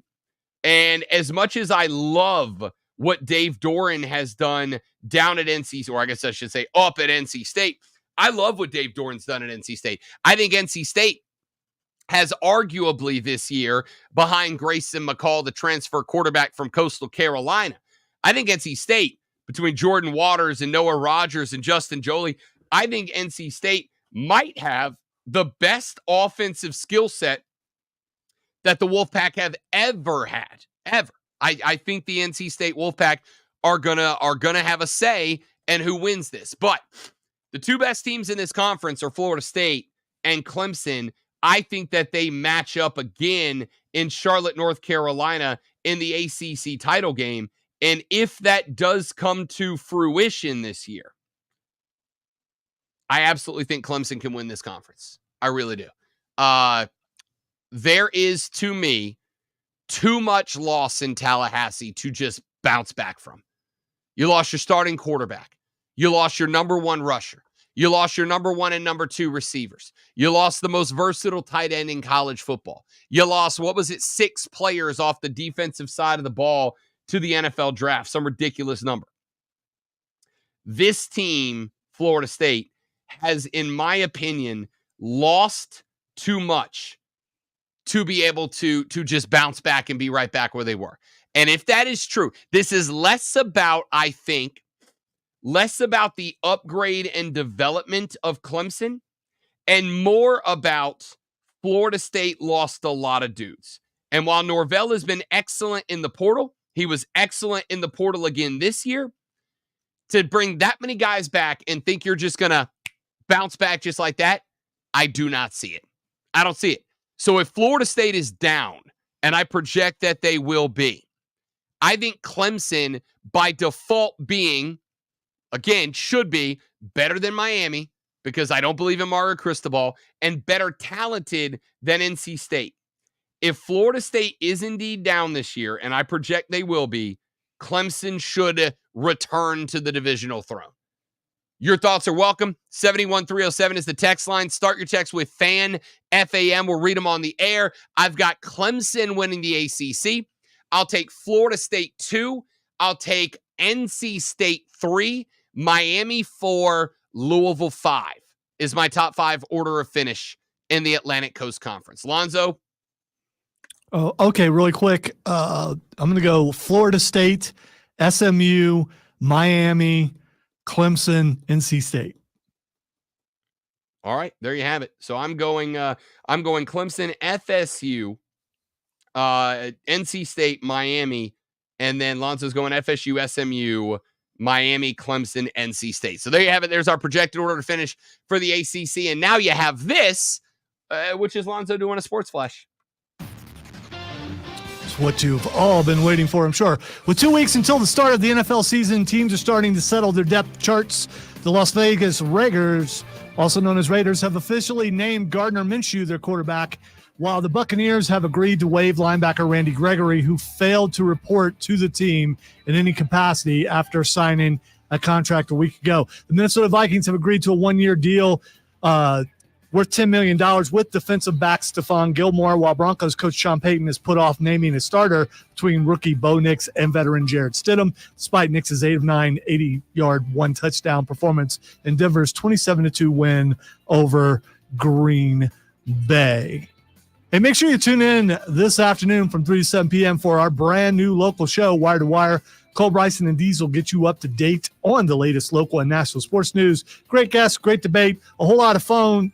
Also fun right here on Wire to Wire. Up to the minute upstate traffic. The Cordell and Cordell construction cam shows they've started work for the day northbound 85, and there's a 3-mile backup between Pelham and Brockman-McClyman. The average speed is less than 15 miles an hour. The southbound side of 85 is slow, but the backup is on the northbound direction. 29 Wade Hampton is clear, as is 185 and 385. From the News Talk 98.9 WORD Traffic Center, I'm Bill Brooks on the Fan Upstate. It's time for a road trip. We'll discuss as we take a bite out of history with Ingalls Markets. It's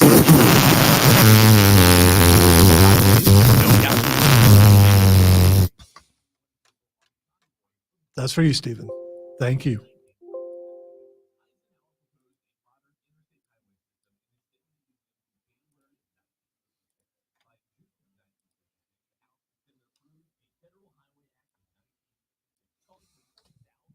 What was that noise?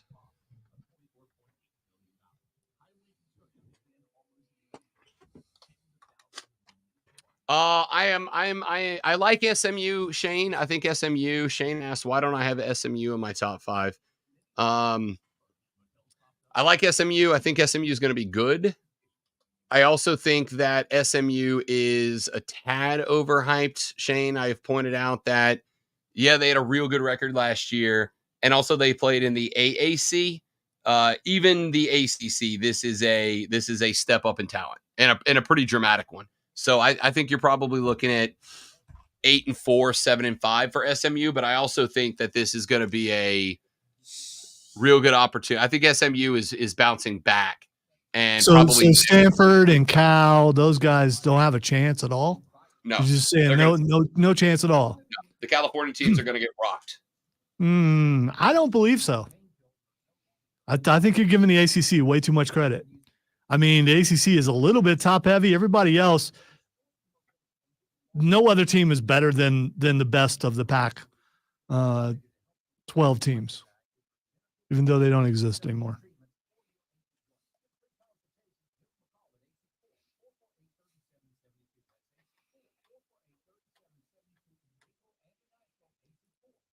I think Cal and Stanford both will be fighting for bowl eligibility at the end of the year. Really? Mm-hmm. Against the AC? I don't. I mean, both those teams have been down also in the Pac-12, but a down Pac-12 team versus the regular ACC team, I think it's pretty even.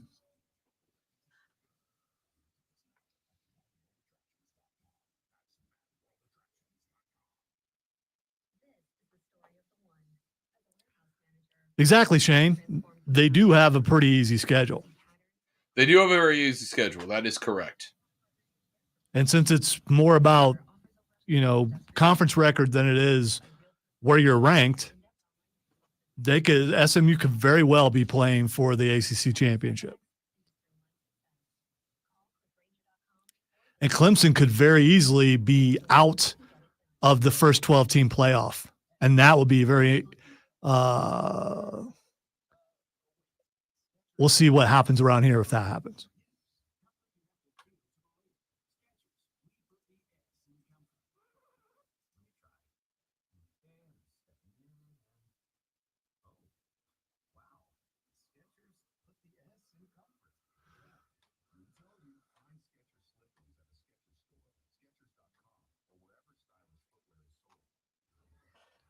Upstate. WYRD Greenville. WORD Spartanburg. WFPC HD3 Greenville. The official sports voice of the Upstate Fan. Upstate. An Odyssey sports station. Man, check this out. You're on official Rob Brown lockdown. Represents being real. Yeah. Unfiltered sports talk. Manufactured locally for the Carolinas. This is the Rob Brown Show. Get robbed. Only on The Fan. Upstate.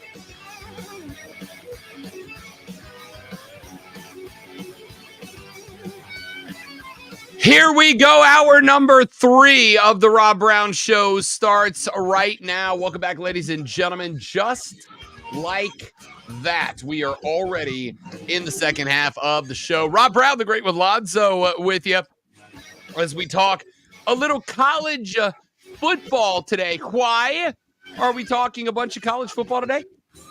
Very simple. We are talking college football today because coming up this Saturday, week 0 on the college football slate, a noon kickoff between Florida State University and Georgia Tech over in Dublin, Ireland, getting this one started internationally on the show.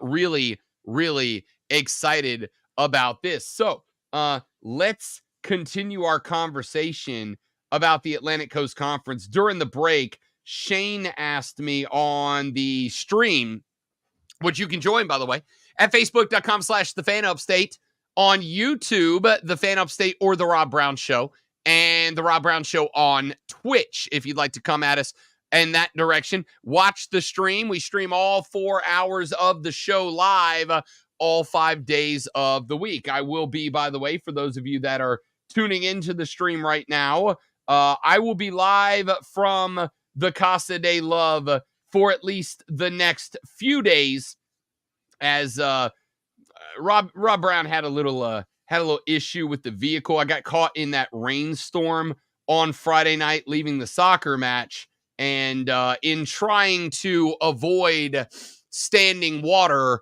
I popped off the side of a curb.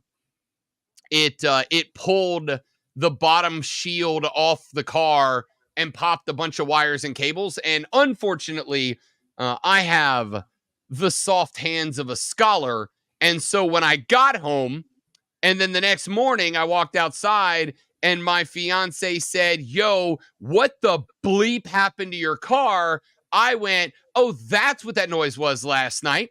And she said, "What's that?" pointing at the 3 wires hanging down, to which I was able to say, like the real man that I am, I have no idea. I have no clue what that is. I don't know what it is. I don't know what it goes to. I don't know what it does. I don't know anything about it, other than I'm relatively sure it's not supposed to be hanging down outside of the car. You know, I've seen the picture. I've seen the picture, and it seemed like something that someone with a low setting car like me would do, not someone with a higher. I mean, your vehicle sets up kind of high, and those wires were. How'd you get home? I mean, that's the thing. Oh, I don't know. I genuinely don't know. I don't know if my car is going to start today. All right, I am waiting for the call from the body shop to go drop this thing off this afternoon and find out how many thousands of dollars I'm set back. I'll put it this way. Pretty sure the PS5 got just pushed back a couple more months for sure, because this ain't going to be cheap.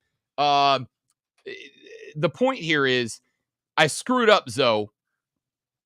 It was pouring, like torrential downpour. Like, honestly, should have just sat in the car and waited it out kind of rain. I was in a parking lot that had flooded, and because you always hear don't drive through standing water, don't drive through standing water, I decided not to drive through standing water. And as I went to not drive through standing water, I saw the side of a street that I'm like, okay, let me just go that way. And as I got onto the street, I just heard ka-thunk and thought, oh, well, that's a bummer. But, done it before. I've driven SUVs my whole life. I've done it before. I'm good. I was not good at all. I was not good. I was not good at all. So anyway, at the cost of a love, mainly and primarily because I can't get to the studio right now. So it's a very good thing we can all work remotely still because I have to. You don't think you can make that bike ride? I'm not talking about a motorcycle either. I'm talking about a bicycle. Well, today's project is, while I am hopefully getting the vehicle fixed, now I've got to get the motorcycle back in good, comfortable running order to make the drive back and forth to work every morning. So we'll see how that goes. Pretty excited about that as well. Does the bus run by? There's a bus stop right out here somewhere. I mean, Rob on the bus, that could happen, right? It turns out it doesn't. It's about a mile walk to the nearest bus station as well. Oh my gosh. How could you walk a mile to the bus station? Listen, there is a big difference. And I've learned this as I've gotten older. There's a big difference between the ability to and the desire to. Okay? There we go. There we go. Okay. Yeah. I don't make any jokes about it. It is not my lack of it. I could ride the pedal bike to work in the morning and make it if I want. It's 9 miles. I used to a long time ago, regularly ride 20, 25 miles a day on my bike as my workout. The difference between here and there is that I don't care about myself anymore, and therefore I don't want to. That's it. That's the take. I think that's the opposite. All you care about is yourself, and that's why you're working from home. I mean, if you want to put it that way, I'm not going to fight you. I mean, it's luckily we have these abilities and we've done this before, so we're good. I'm just glad you're all right. Oh, me too. Like it wasn't anything that put me in danger. It's just like I said, and if it happened any other time, I'd probably be okay. But Rob Brown has swiped the old credit card a number of times the last few months getting prepped for the wedding. If this happened in like January, I'd be fine. No worries. But, real life, buddy. Real life. All right, let's get back to it. We're talking ACC football here on the show this morning. And your comments are welcome. Again, 71307 is the text line. Start your text with FAN, F-A-M. We'll read them on the air. Like the texter who said, Zoe could be a nice guy and use his yellow car as a bus and pick up Rob. Just saying. I don't have a yellow car, but I guess maybe that's a cab reference, possibly. I don't know. Or like a school bus. Oh, okay. All right. I was not asked to do that. And if I were asked to do that, I'd say I ain't getting up that early. Correct. That's the right answer. That's the right answer. The correct answer. Max said only a mile.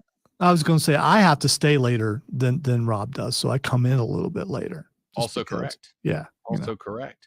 Max says, only a mile. I've walked 2 miles uphill both ways in the snow to school. LOL. Thanks, Dad. Good text, Dad.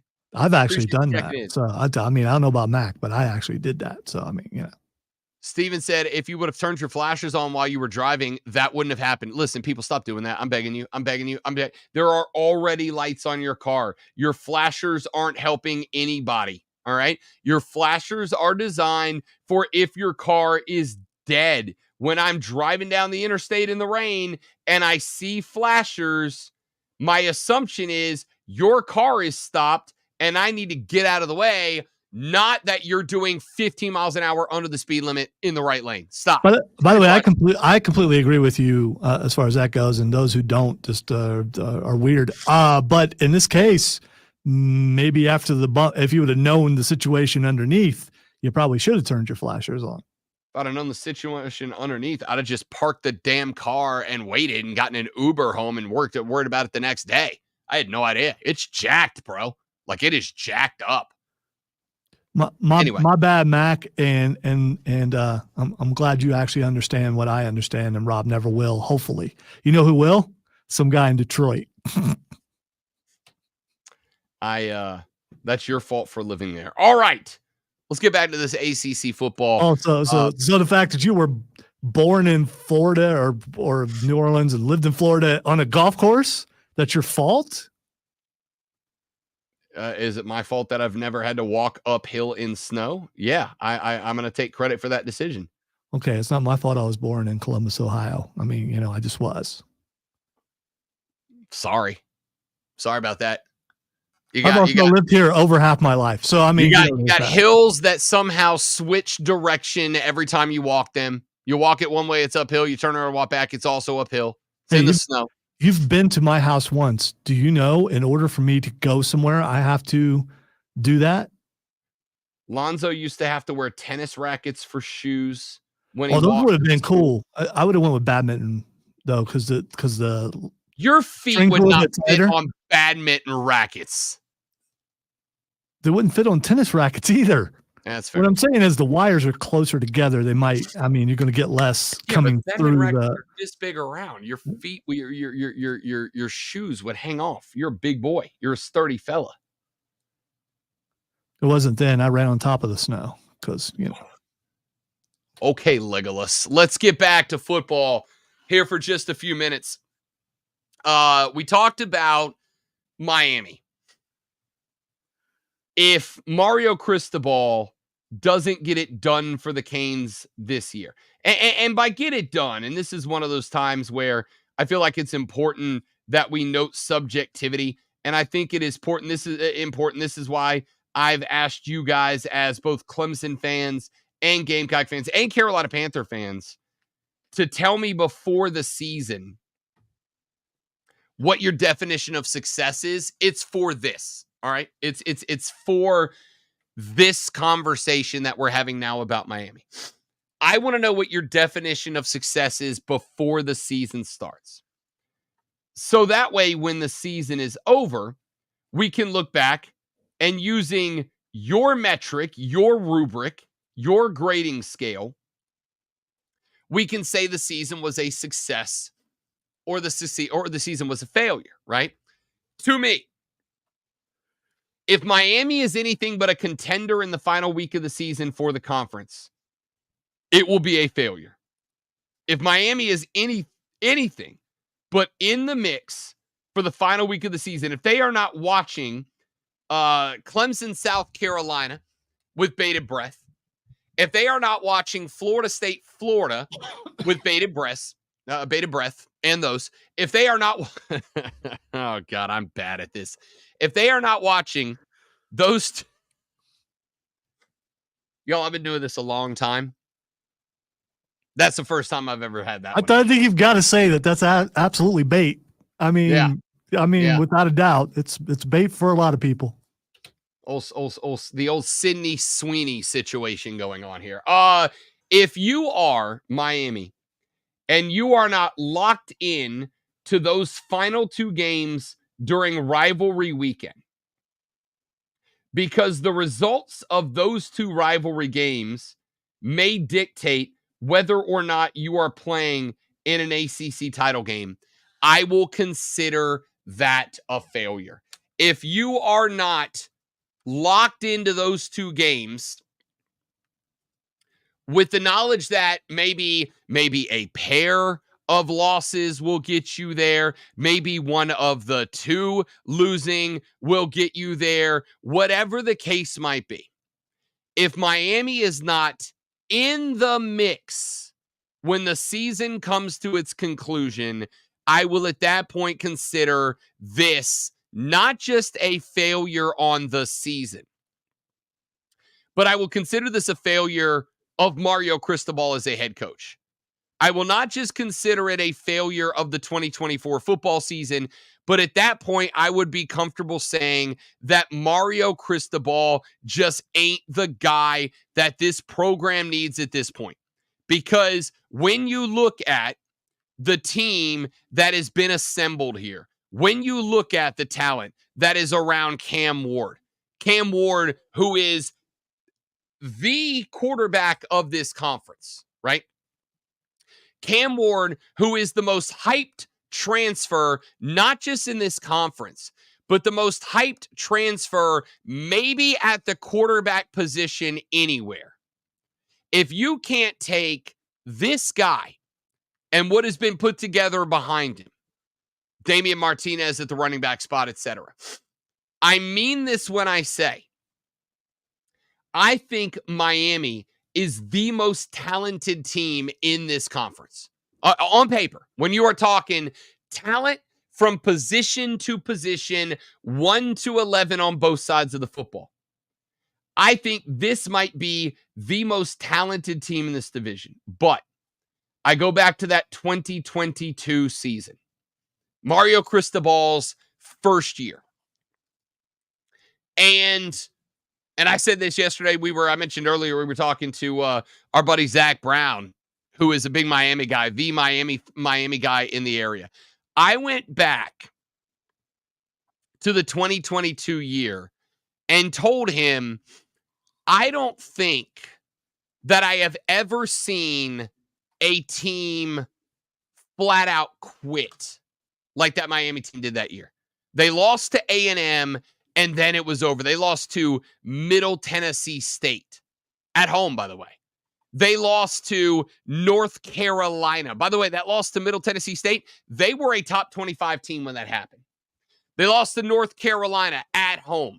They did beat a bad Virginia Tech team. Then they lost to Duke at home. They beat Virginia. They got beat 45-3 by Florida State at home. They beat Georgia Tech. They lost at Clemson by 30. They lost to Pitt 42-16 at home. I have never seen a team outright quit like that before.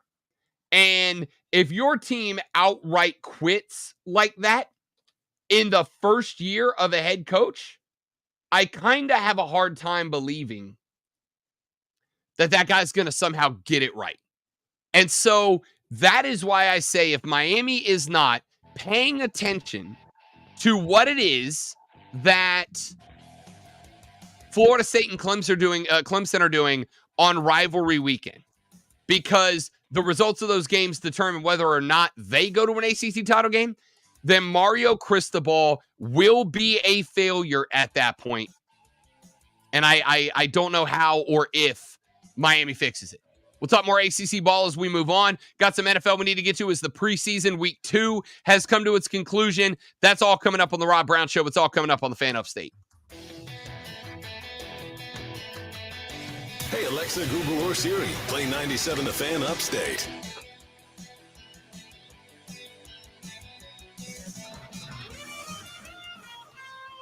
From the News Talk 98.9 WORD Weather Center, here's the Carolinas' most trusted forecast on the Fan Upstate. Few spotty showers possible late today. Otherwise, a blend of clouds and sunshine develops, a high around 88.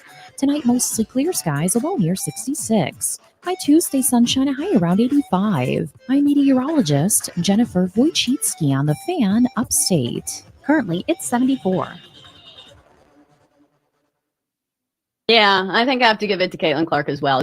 I'm PJ Glasser, helping you beat the books with BetQL. College football is right around the corner, and my favorite bet for week 1 is USC plus 6.5 versus LSU out in Las Vegas. USC is flying under the radar this season after losing Caleb Williams and transitioning to the Big Ten. Meanwhile, LSU has lost 4 straight season openers. They've had a tough time getting off to good starts to a season, and I don't see this year being any different. I'm PJ Glasser, bet smarter and beat the books. Download the BetQL and BetMGM apps today. This is the story of the one. As head of maintenance at a concert hall, he knows the show must always go on. That's why he works behind the scenes, ensuring every light is working, the HVAC is humming.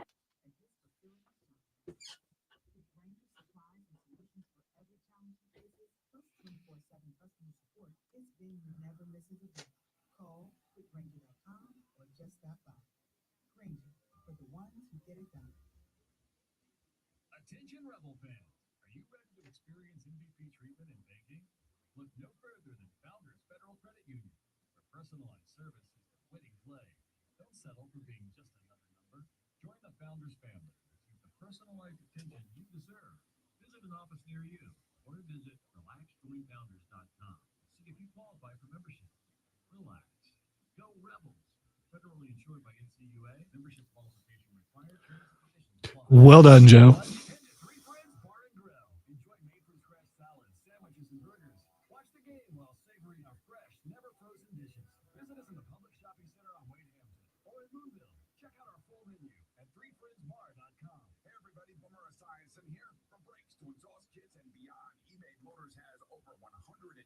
Million parts to keep your ride or die alive. Keep your ride or die alive at ebaymotors.com. Eligible items only. Exclusions apply. Hi, Discover. It's Jennifer Coolidge. Your cashback match has inspired me. Great. We love doubling the cashback you earn at the end of your first year. I'm doubling everything now. I'm double dating. I'm double dipping. Discover cashback match. See terms at discover.com/credit card. Your coworkers might annoy you, but we promise we won't. Download the free Odyssey app and you can listen to us at work while you tackle your inbox or get ready for another meeting that probably could have been an email. Tune in late, you can rewind your favorite live shows to catch what you missed. And with chapters, easily jump to the topics that you care about most, like the latest updates from your team. Your sports talk, your way. The Odyssey app. Download it today. Today, high of 88 with sun and slight rain chance. Weather brought to you by Staples. Your local Staples store has hot deals and super low prices on everything for back to school, even technology. Save even more with the Easy Rewards program at Staples. Sponsored by ChumbaCasino.com. With over 100 online casino-style games, Chumba Casino is your go-to destination for nonstop entertainment. Play for fun and play for free at ChumbaCasino.com.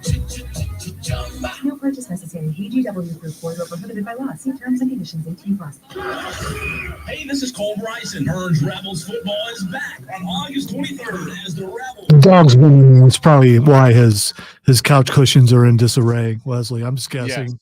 Yes. The dog is taking a nap up there right now. Yeah, I saw the dog earlier. So the most important thing in the world is that she's comfortable.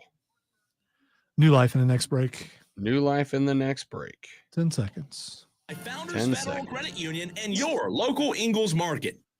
Text us at 71307. Keyword fan. This is the Rob Brown Show with Lonzo. Mornings on the Fan, Upstate. The Rob Brown Show continues. It is the Fan Upstate. Welcome back, ladies and gentlemen. Rob Brown, the great one, Lonzo, with you. It is Monday morning. It's great to have you along with us. We are talking about a lot of stuff. We spent some time talking Atlantic Coast Conference football. Your thoughts on that are welcome at 71307. Start your text with FAN, F-A-N, and we'll read them on the air. You can also tweet me at the Rob Brown Show. You can tweet the great one, Lonzo, at Lonzo on Word if you want to come at us in that direction. And, of course, join our live stream at facebook.com/The Fan Upstate, The Rob Brown Show on Facebook or YouTube, The Fan Upstate on YouTube, and The Rob Brown Show on Twitch. All those the different ways to get in touch with the program this morning. We talked some ACC ball just a minute ago. Let's get back to the NFL and the Carolina Panthers for just a minute because we did have a text come in earlier that asked, why is it that that Carolina feels comfortable going into the season with a group of starters who have gotten very little to no preseason snaps, preseason experience. The best answer that I can come up with for you right now is that this team is very thin. This team, I think, has some pretty good talent, really, across the starting 22. There's some spots that I think need to be beefed up a little bit. I'd like to see a little more outside linebacker help. Defensive back could use a little assistance. By the way, Stephon Gilmore now off the table as he has signed a 1-year, $10 million deal with the Minnesota Vikings. So that option is now gone. I think Carolina was maybe hoping that Gilmore would give the hometown discount, and he very clearly did not. But there are some spots, there are some places that I would like to see him beefed up. The problem, I don't think, however, is necessarily, at least for this conversation, the problem, I don't think, is the talent. I think it's a complete and total lack of depth, right? Like there's just not the beef on this roster to be able to take the risk that guys go out there and they get hurt, they get banged up. So somebody said earlier when I brought that point up, how does it make sense when you have a full regular season NFL game coming up in 3 weeks? And the answer is, to me, I'd rather approach week 1 in a year that you are not expecting to be a contender. And I think it's fine for this team to, have all the correct platitudes. Oh, everybody's counting us out, but we expect to compete. We're going to go out there to try to win games. That's all well and good. That's all nice. But nobody expects Carolina to be a divisional threat, right? Nobody expects them to be a playoff team. And if that is indeed the case, I would rather have limited preseason snaps for my starters and go into an NFL game cold with less likelihood of getting hurt. Now, keep in mind, a lot of the issue with preseason is guys trying to make a roster. A lot of the issue is guys trying to make a roster. A lot of the issue is guys trying to prove that they are NFL quality, NFL talent. A lot of the issue is guys that are trying to make a play that makes them stand out. Well,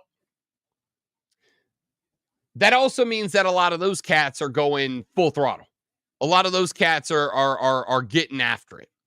And if those cats are going full throttle, and if those cats are getting after it, then the likelihood, if and when they encounter a starter, that they are going to do something that is not necessarily what a lot of people would do in a regular season NFL game, increases the likelihood of an injury. When you're up against the dude who has nothing to lose and everything to gain, that dude's likely to do something stupid. That dude's likely to get after it in a way that a guy that's already on the team and is playing to win a football game, not playing to dress out for a football game, he's not going to go full tilt like that before. Do those guys not get reps in joint practice? So are you not going up against those guys in joint practice?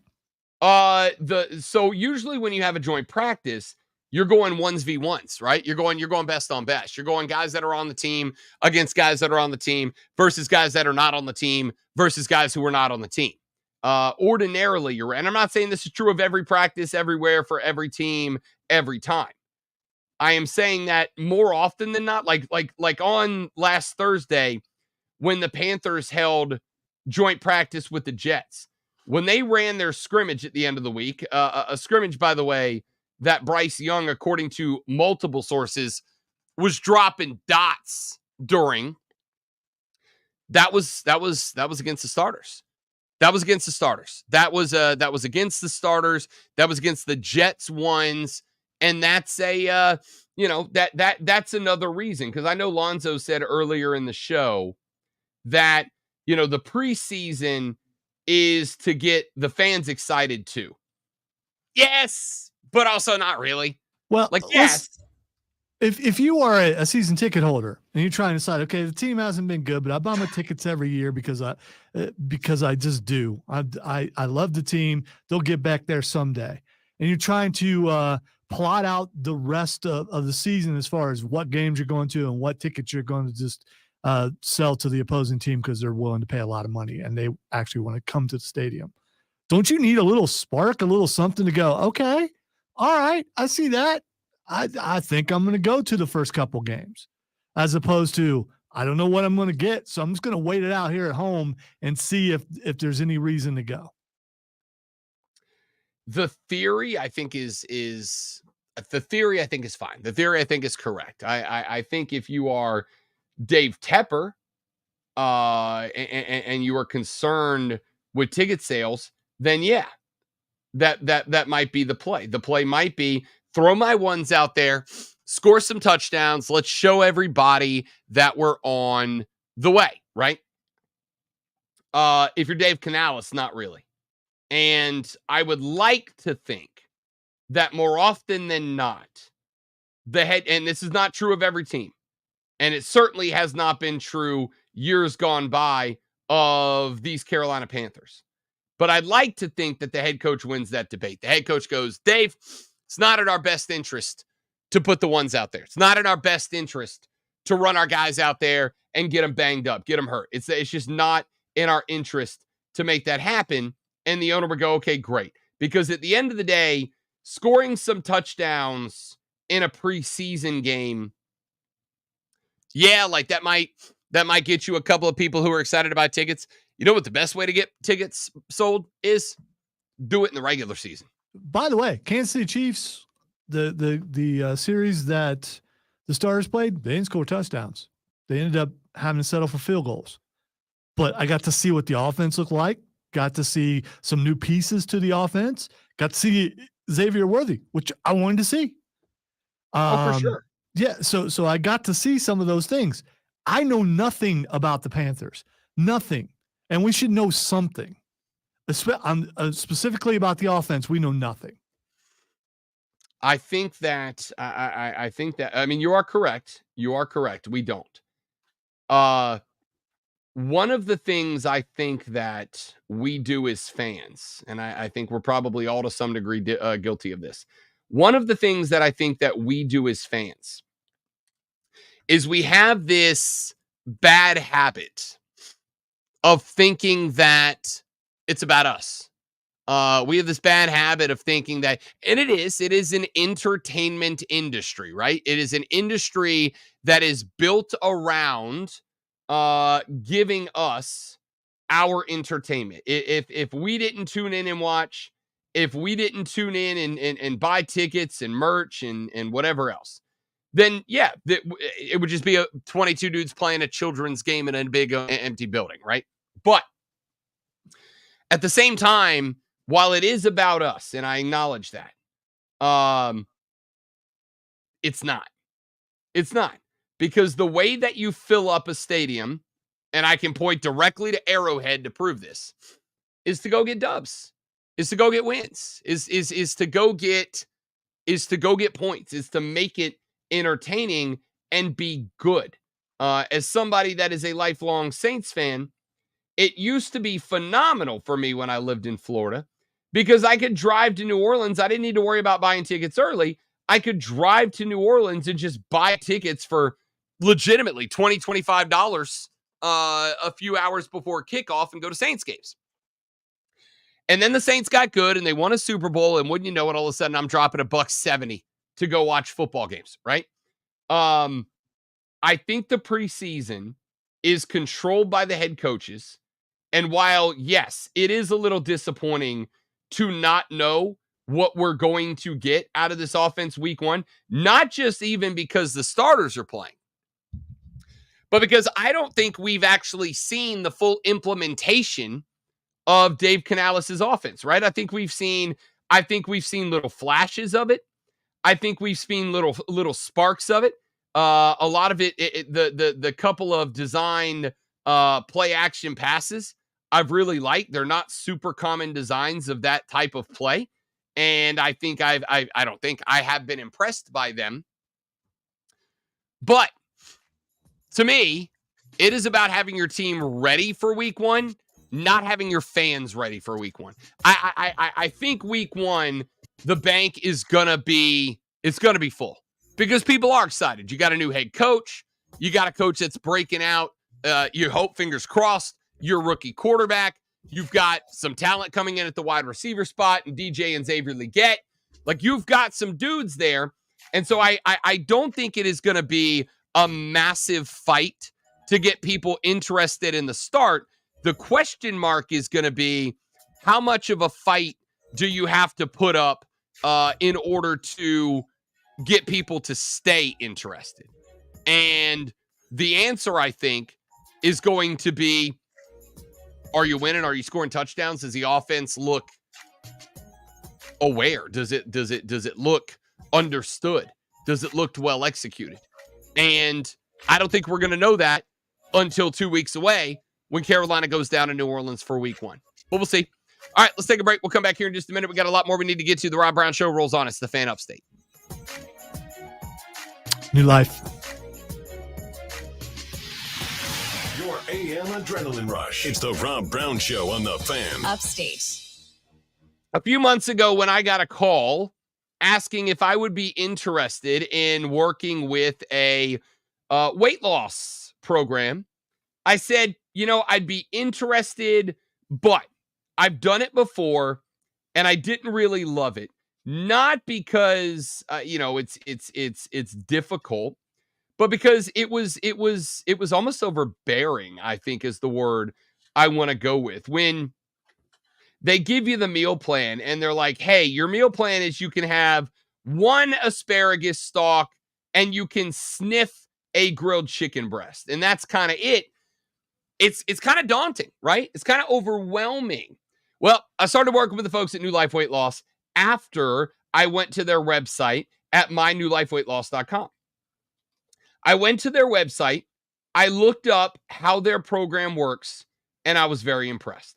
On their website is a quote, "Life as you know it will forever change." And I can tell you it absolutely has. And not just physically, where I'm down 43.5 pounds, I'm down 10 inches off the waistline. I feel better, I look better, but actually in the approach to my diet, to food, that has changed dramatically as well. And that has changed with my friends at New Life. They have helped me reevaluate the way I look at food, the way that I approach food, the way that I understand food, and the way that I understand how my body reacts to food. And because of that, I know that I am now at my goal weight initially of 215 and on my way down. And it feels great. I know that I am now down 10 inches off my waistline, and it feels great. I know that when I put on a suit for the first time in a while the other day, I went, dang, I should probably wear suits more, because the confidence level is just through the roof. But it is also the fact that they've changed my habits, my relationship with food, the way I know food. So I'm going to be able to keep those LBs and those inches on the waistline off the waistline. They've done it for me. And if I can do it, you can do it. Here's what I want you to do. I want you to call New Life Weight Loss today. Stop putting it off. Stop waiting around. Stop saying, I'll get to it in the summertime, whatever. Stop. Do it now. 864-686-5820. 864-686-5820.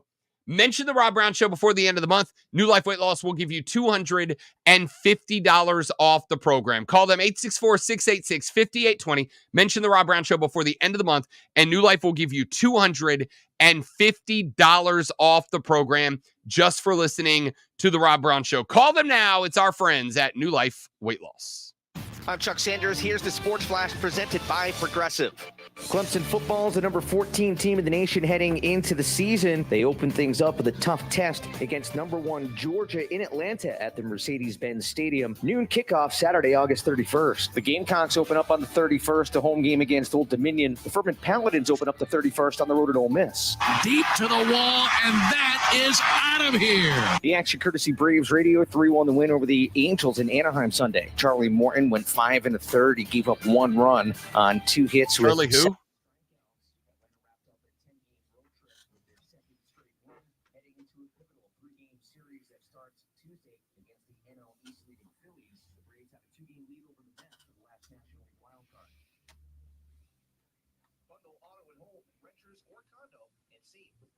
Download the Odyssey app, search the Fan Upstate, and listen anywhere on your phone. I'm Chuck Sanders. That's the Sports Flash of the Fan Upstate. Up to the minute, upstate traffic. The Cordell and Cordell construction cam shows they've started work for the day northbound 85, and there's a 3-mile backup between Pelham and Brockman McClyman. The average speed is less than 15 miles an hour. The southbound side of 85 is slow, with the backup is on the northbound direction. 29 Wade Hampton is clear, as is 185 and 385.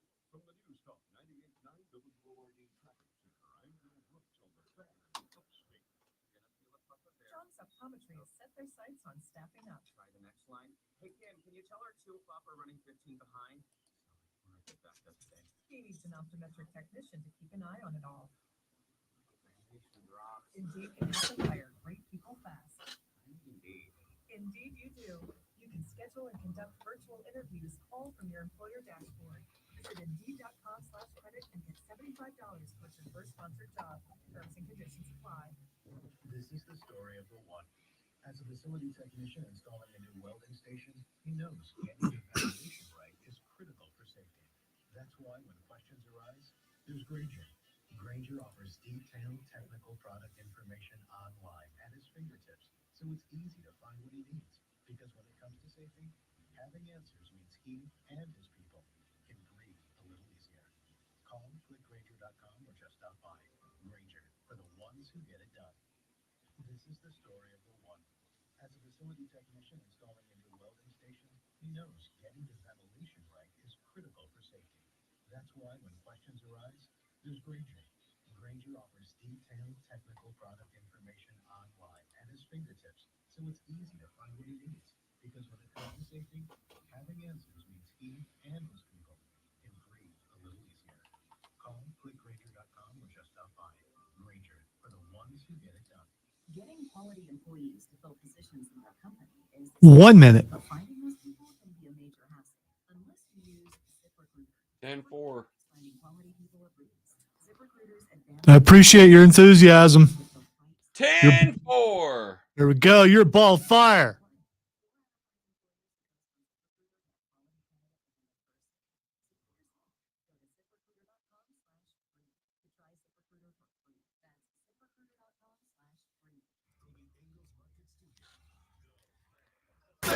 Upstate. 97.7 FM Greenville. 97.1 FM Spartanburg. Always live on the free Odyssey app. Now, the Infinity Sports Network.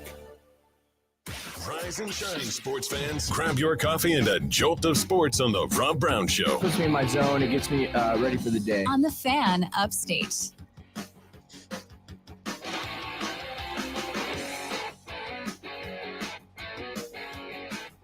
The Rob Brown Show continues. It is the Fan Upstate. Rob, Lonzo, and you.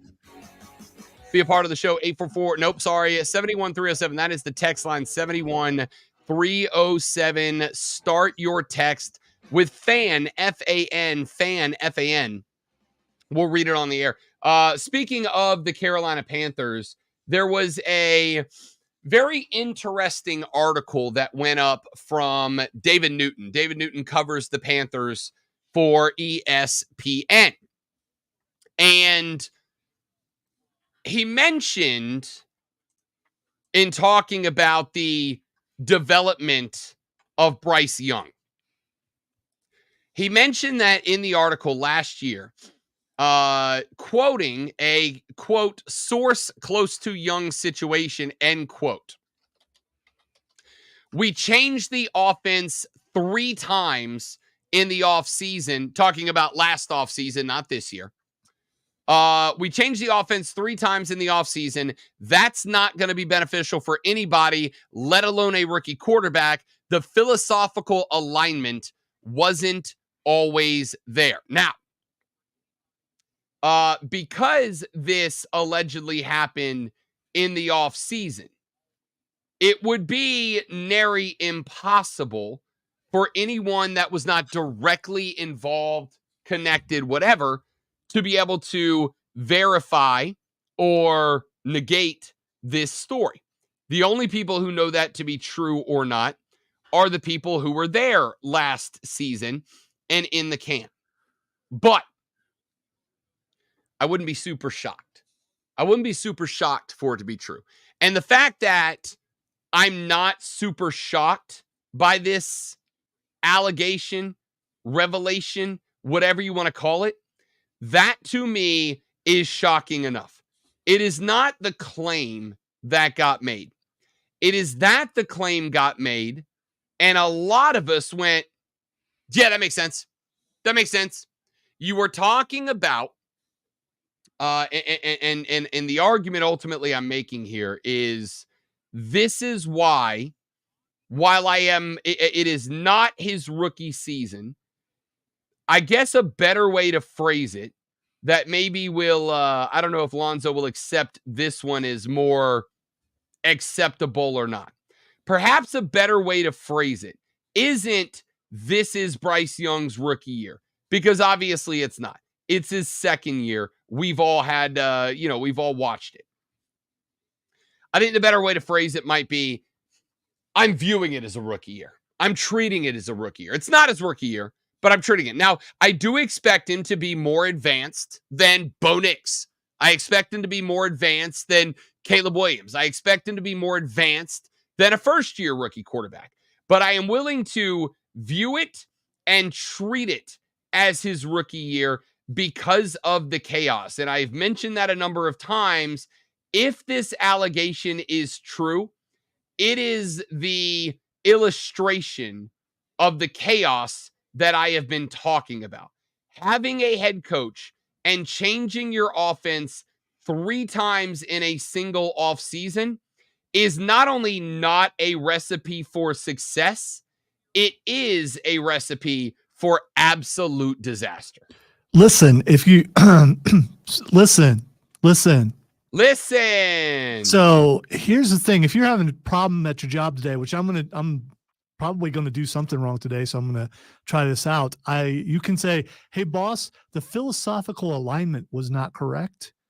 And that's what happened. It wasn't my fault. It was a philosophical alignment. So, I mean, obviously you're going to forgive me for that. So try that at work when you mess up today. So I think that the metaphor, the analogy here you're going for, I think it actually can work.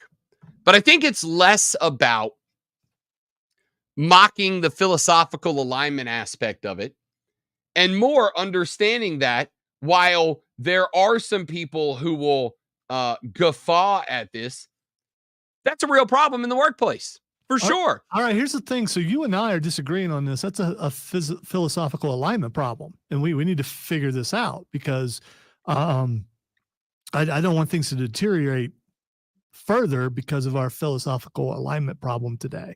So I don't know how we get on the same page when it comes to the Panthers, who stink, Lonzo. But let's clean that up a little bit. Philosophical alignment is not I think X, you think Y. You're on this show for a reason, aren't you? To make it the number one show in the state of South Carolina. That's the one. Show. Yeah, that's the one. That's what I'm here for. But you are on 3 times. There is a cause for you being on this show. And I would be willing to argue that the cause of you being on this show was a philosophical misalignment with the last host that you were partnered with. you of all people should know that that is a real thing for sure. If you and your boss are on different pages, not in terms of opinion, but in terms of how things should be done, and especially when there is a power imbalance where one person has it and the other person is told, you must go with the flow, there is no pushing back from you, that can make it really difficult to work. And some people can't escape that. You know what? You're right. And here's the thing, since philosophical alignment has possibly been fixed there in Carolina, I'd like to see Bryce Young play a couple series. I would, to show me that the philosophical alignment problem has been fixed. He's been in the same offense for an entire offseason under the new regime, and that he looks comfortable in it. I want to see that. Just a couple series, didn't have to play all 3 games, just a couple. There's still a game left. He can come out and play like in the first quarter, and that would help me as a fan to be philosophically aligned with the team and how good they're going to be this year. For the record, I totally understand that. I also want to see Bryce Young play. However, let's say they do. Let's say they put him out there. Let's say they put him out there and he goes out in preseason game number 3, and let's say he stinks the joint up. I'm also really curious about something else. Did anybody else on the team, did everybody do poorly? Was there anybody who did well on the team last year during the philosophical alignment problems going through 3 different offenses? Was there anybody who played well during that time? Was there anybody else that was the quarterback? Well, Chuba Hubbard, I believe, played pretty well through all that. I believe he did. I mean, it could be wrong. Was Chuba Hubbard playing the most complicated position on the football field, or was he a running back? No, he was not playing the center, which is the most complicated position on the entire team. I mean, it is, I think, the second. It is not the most complicated position on a football field. That's the quarterback. But all of that being said, I agree with what you're saying, but let's say they throw him out there in week 3 of the preseason, and let's say he just stinks up the joint. Then what? Some people would think that's why they're not putting him out there, because they think he will. I mean, I get it's speculation, right? But kill the speculation, put him out there, and let's see what happens. So this is my spot that I go, and I've talked like this on the show before, and I know it's off-putting to some people. Okay, I don't give a damn about your speculation. I have one job, which is to make Bryce Young successful if I am Dave Canales. And if I have reached a point where I believe there is nothing to be gained by Bryce Young playing in the preseason, if there's nothing to be gained, if I don't think the snap, the repetitions help him, if I don't believe the snaps help him, I'm not super concerned with why Rob Brown or Lonzo or Joe and Greer or Billy and Taylor's or anybody else thinks. I don't care. It's not my job to answer the fans when they say, this is what we want. This is why I've said so many times, it's a very good thing that colleges and NFL teams are not responsible for answering to their fans. But isn't it our job to speculate when there are no facts presented? Part of our job is, and that's what I'm doing from this side. I have no information because I cannot see the player that we're discussing, whether he's improved or not. And so I might be a little on the negative side because of the history of the recent history of the team, and think that it's going to be more negative than it's going to be positive. I would like to be proven wrong. I want to see more positive than negative, but for right now, I got to go on recent history, and it ain't been good. Oh, listen, I have no issue with that. I have no issue with the speculation. I have no issue with being pessimistic about the team. I have no issue with any of it. What I am saying is this whole take, and it's not even specifically yours. I've seen it a bunch of places elsewhere as well. But this whole take that there is some sort of disservice being done, injustice being done by Bryce Young not playing in the preseason, that's where I go, okay, no, I'm not gonna jump on board with that. Do I want to see him play? Yes. Would I like to see him play and see improvement? Yes. Would I like to see him play and show that he has at least some level of mastery of the Dave Canellis offense, whatever that's going to eventually end up looking like? Yes, I want all of those things. All of those things are true. What I am saying is, if I am trusting the Dave Canellis offense to settle down and save Bryce Young, which I think we all are, if I am trusting that offense to settle BY down and improve him, then I've got to trust Dave Canellis to know how to enact it the best. The guy that watches BY every day at practice, the guy that judges where he is in said development, both in his career and within the offense. I've got to trust that guy to know what the right moves are and when the right moves are. And if his decision is not to play BY, look, if BY comes out in week number 1 and he is firing on all cylinders and the offense looks good and it looks like it's mastered and it looks like this team has figured it out and turned a corner, then we're all going to look back at this conversation and go, what were we worried about? Dave's got it.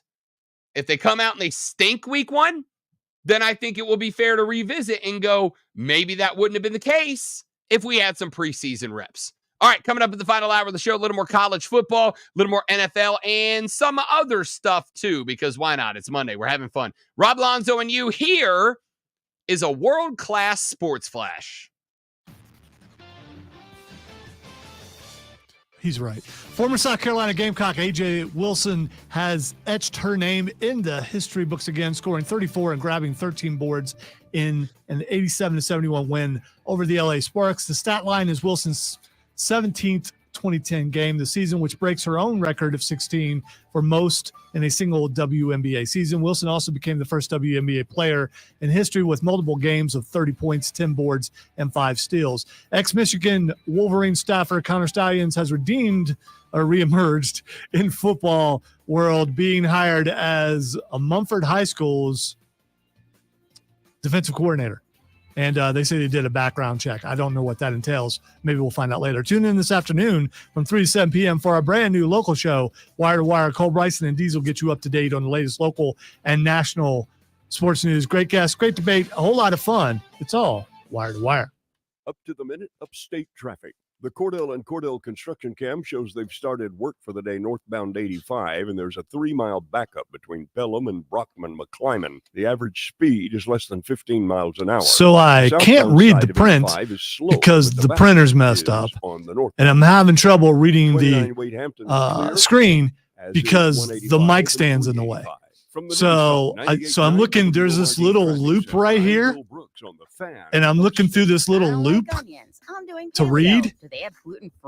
And if my head moves a little bit, I lose words. And I got to find a better solution. Makes it easy to get restaurant catering for work with options for any group size. Gonna have to talk to the chief afterwards and see if maybe we can get that printer fixed. Restaurants and orders, which makes reordering a snap. Need to modify an order? No problem.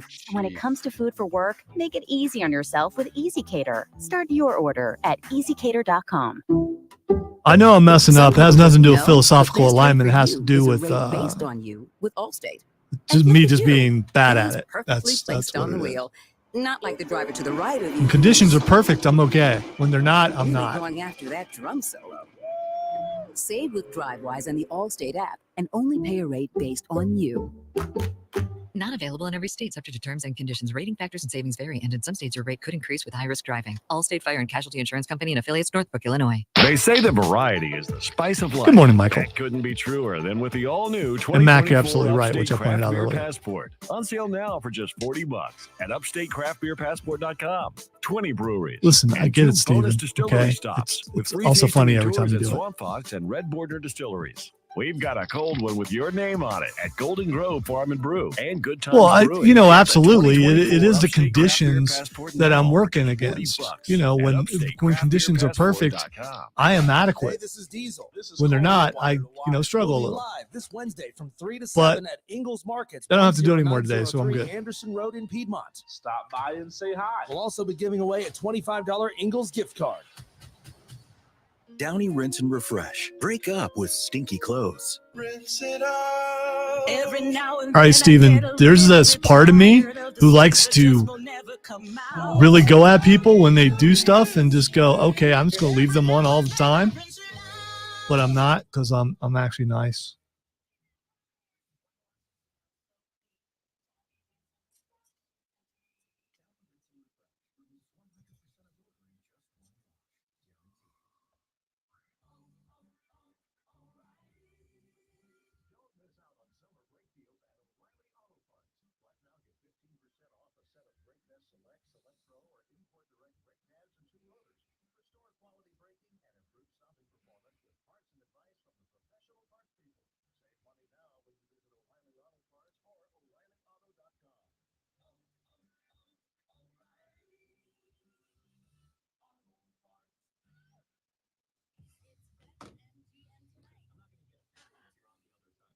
I should have killed that. Oh, well.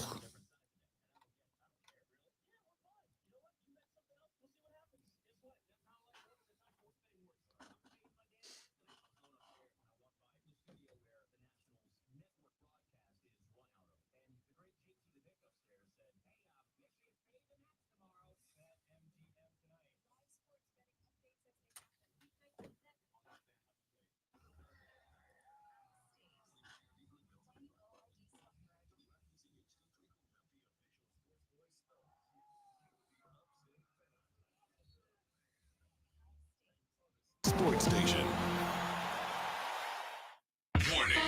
Man, check this out. Your unofficial Rob Brown lockdown. Represents being real. Yeah. Real, unfiltered sports talk. Manufactured I'm pretty sure it's off screen. This is the Rob Brown Show. Get robbed. Only on The Fan Upstate.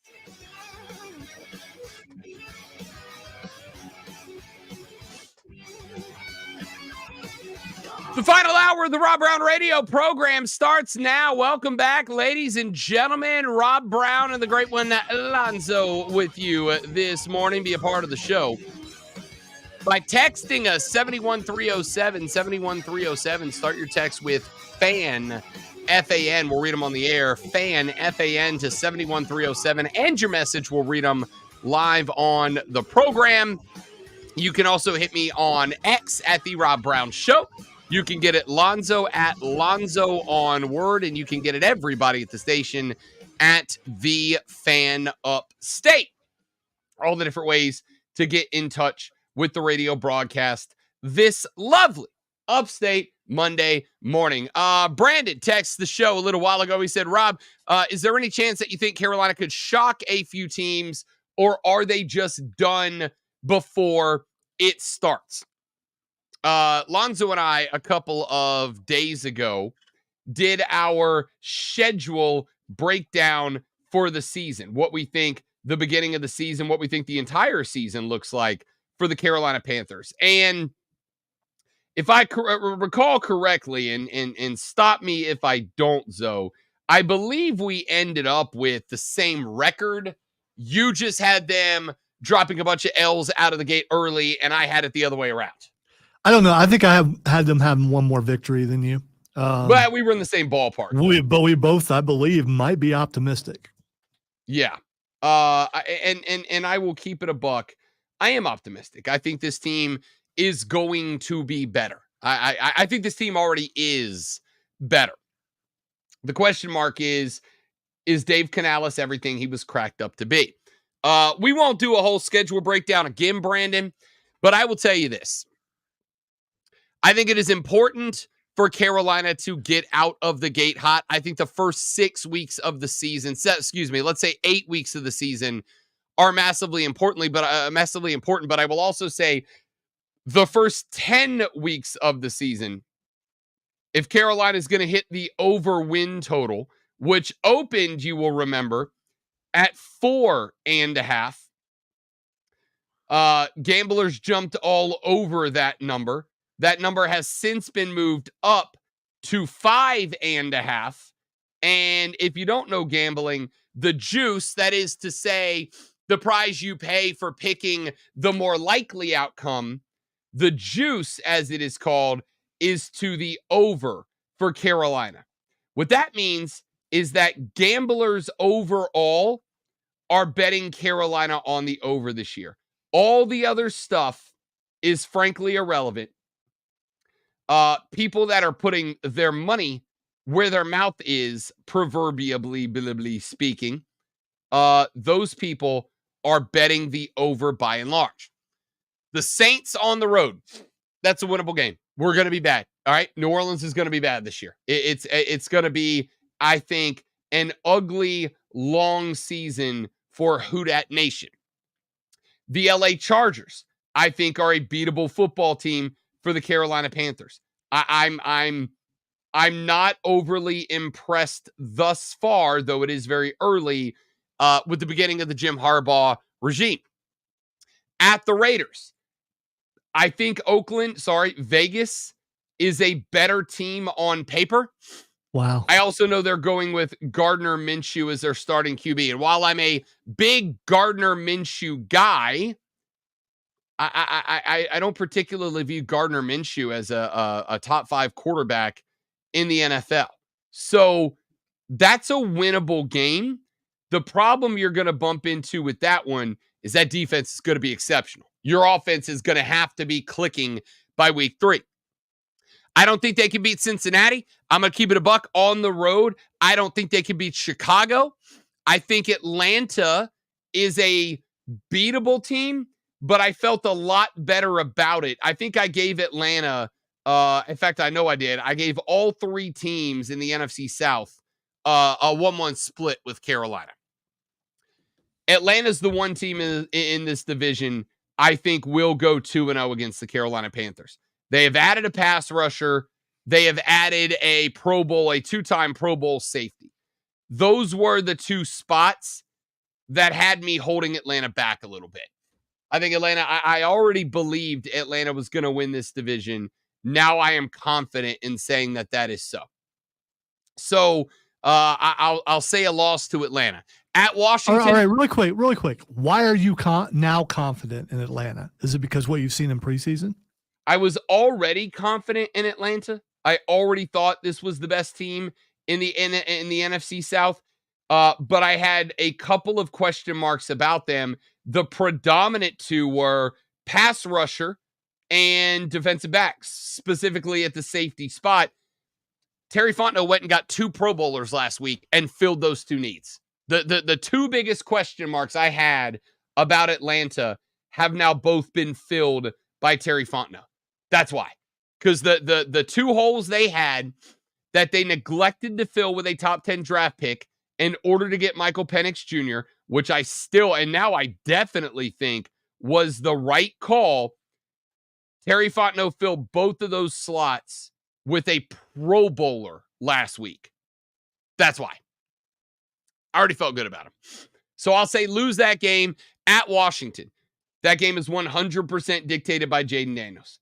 It is 100% dictated by the rookie out of LSU, who, by the way, is, per his coach Dan Quinn, on double secret probation this week because he ran the football this weekend and he didn't slide. He ran into contact. Remember, that was the big question mark about this kid. Yeah, and if you were watching or saw the highlights, the first thing he did after he got up was look at the coach. Yep. It's like, oh no, I messed up. Yep. He knew it. We knew it. Dan Quinn, knew it. Everybody knew it. Depends on Jaden Daniels. But I'll say winnable game. At Denver, you can absolutely win that game. I think that team's going to stink this year. Back home against New Orleans on November 3rd, absolutely can win that game. I think we're going to stink this year. And then the New York Giants at home. I think that's a winnable game. I don't think the Giants are going to be very good this year. Danny Dimes made his long-awaited return from his ACL surgery in the preseason. All he did was throw a couple of picks and look completely out of sync. So, winnable game. I think of the first 10 weeks, the absolute ceiling in the first 10 weeks is probably 6-4. I think the floor is probably 2-8. And I think your reality is you're going to end up either 3-7, 4-6, or 5-5 through 10 weeks. And I wouldn't be mad about any of them. It just depends on how they get there. See, I almost want to go back and redo mine because I don't know what we got. I just don't. Maybe we'll get lucky, and in the third preseason game, we'll see a couple series out of the quarterback. If not, but it's here's just. my thing. I mean, this is speculating, but you're saying we know that quarterback's not good. We know that quarterback's not good. We know this team's not good. How do we know he's going to be any better than what Danny Dimes did? We don't, because he ain't playing. So my thought here would be and it all is speculation. Obviously, it's all going to be speculation until 2.5 weeks from now when we kick this thing off in week 1 on September 8th. But when we did our schedule breakdown a couple of weeks ago, or what, I guess about a week and a half ago now, when we did our schedule breakdown, you had the same information then that you have now. So just like you can ask me where the confidence growth comes from for Atlanta, why is not seeing Bryce Young play in the preseason, why is that dropped your confidence off from where it was 2 weeks ago when you hadn't seen Bryce Young in the preseason? All right, so when we did this, there was a sense of anticipation. There was a sense of positivity that maybe, things are going to improve and all that. And I believed that we would have already seen him at this point, and we haven't. And the less we see of him, the more I think, as I pointed out earlier, the more I think they're hiding him. And See, that has me worried. That would make more sense to me if this team was actively trying to win preseason games, right? I don't think any team is trying to win preseason games. I think they may try to win scenarios in the game, right? They may go out there and bust it for a touchdown when they've got themselves on the 4-yard line, but they're not doing it so that they put points on the board in a meaningless preseason game. They're doing that so that they get some work on red zone possessions, right? They're doing that so that they get some live reps against the live defense in specific situations. You're sending your kicker out there with a chance to win the game, not because you want to win the game, but because you want to give everybody on that field goal team the opportunity to get as close to a real life simulation of what might happen in the regular game as you can. You don't send, if you're the Dallas Cowboys, your kicker out there to try to knock down a 66-yard kick, which he did, by the way. You don't send him out there to try to knock down a 66-footer so that you can win a meaningless preseason game against the Las Vegas Raiders. You send him out there so that he gets a feel for what a long live scrimmage kick looks like, and so that you get a feel of whether or not he's got the leg to do it when the regular season rolls around. The preseason is not for us. Never has been. But it has to be partially for the fan. It's not just about that, because if so, why have the games except for to get money? So, and you get money from fans. You want the fans to come to the game, so you put the product on the field that the fans may want to come and see, including players that they anticipate and want to hopefully see that they're going to do better. If you weren't worried about the fans, there would be no preseason games. There would just be joint practices, and that would be it. And the first game would be the first time we would see anybody. I don't agree. I get the joint practice, but the ability to, and it is presented as a game for the fans. Sure, you were not wrong. It's going to happen. So you might as well try to sell some tickets, sell some merch, yada, yada, yada.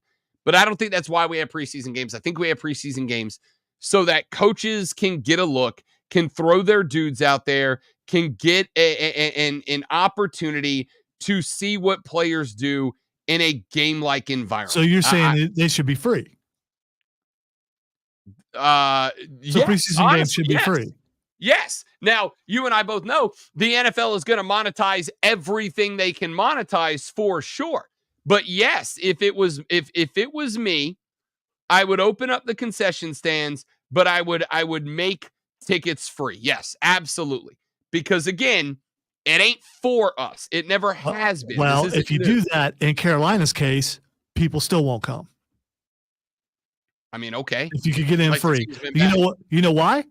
Because you're not going to see what you want to see. You want to see if the quarterback has improved, and you're not going to see it. Again, I get it.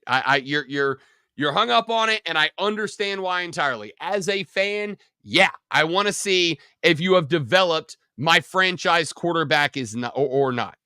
What I am saying is at this point, because I don't have any other choice right now, at this point, I am going to trust Dave Canales to know what is best for Bryce Young, to know what is best for his offense, to know what is best for each individual player. We also haven't seen Deontay Johnson out there. We also haven't seen J.C. Horn out there. Like, we're not seeing a lot of guys. It's not just BY. And I get where you're coming from. Kyle just popped up in the Facebook chat. He said, I think it's smart not to play BY. It's not worth the risk. Yeah, and that's the other aspect of it is I don't think anybody, and I know we don't, expect Carolina to be making a playoff push this year. So why am I going to throw out my franchise guy behind a makeshift offensive line that is missing a bunch of dudes who are banged up and run the risk of him getting hurt before we even get to the season? All right. This argument kills me. So why is he doing joint practices? We talked about it earlier, and you said it's ones against ones. So why is he doing that? I mean, why would you take the risk of putting him out there against another team and getting hurt? Why would you do that? Because number one, a live practice scrimmage is a much more controllable environment for coaches. There have been more people hurt in practice this season so far than there have in any of the preseason games. If you have the numbers on that, I'd be very interested. I know the Saints lost 3 guys yesterday in the preseason game, including one who was expected to be a probable starter in my absolute dog Kool-Aid McKinstry. So would it have been okay if they got hurt in the first game rather than the preseason game? What's the difference? You're still getting hurt. You don't want anybody hurt at all, obviously. But I think my point here is that the preseason games are, by definition, a less controllable environment. You can't control a preseason game. The referees control. You can't control joint practices either. How many fights have been breaking out? 0 at the Patriots camp, where Gerard Mayo said, if you fight and you're a starter, you play the whole half. If you get in a fight and you're not a starter, you don't play in the preseason game at all, because he controls his practices, and that is commendable, right? The point here is football is a violent game, and anybody can get hurt at any time doing anything. How many non-contact injuries have we seen guys go down to over the years? The answer is a lot. It happens. But what I'm saying is you're more likely to get hurt in full contact scenarios.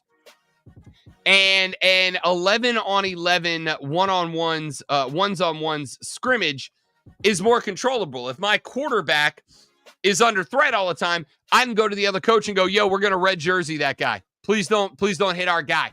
And the other coach will say, okay, we got you. Thanks. In the NFL regular or a preseason game, if that guy's getting popped, he's getting popped. That's just the end of it. So I think it's just about controlling and giving the best possible opportunity for Bryce to come out of the preseason on the other side feeling better. All right, let's take a break.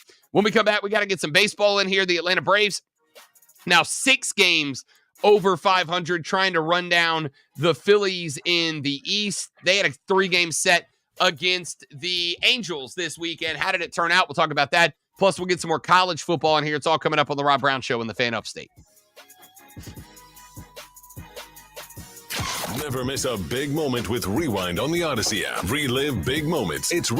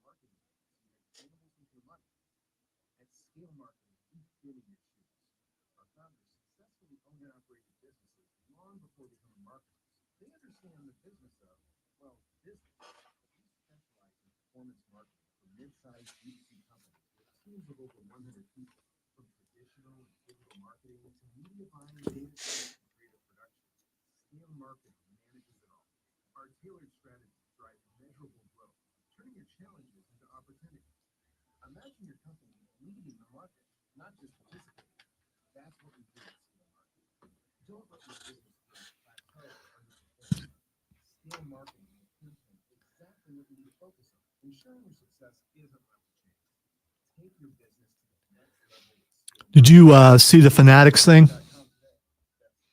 I've seen a couple of clips. I haven't gotten to watch it yet. According to several reports, the only sport, I guess, that was sold out was WWE. Yeah. And that the lines were around the corner. And there were some pretty big names there. And it was nothing compared to what WWE was doing.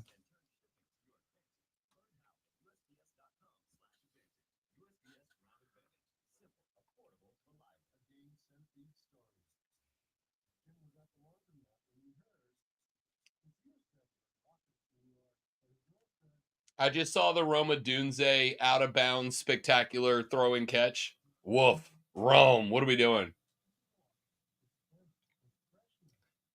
My man went to the Dan Orlovsky School of Reading.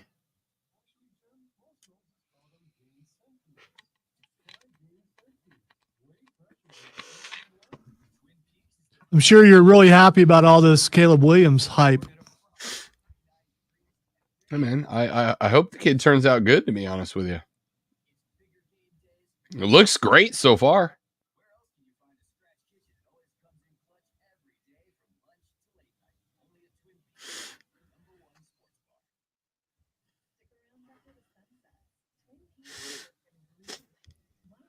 What do you think we're practicing for, Steven?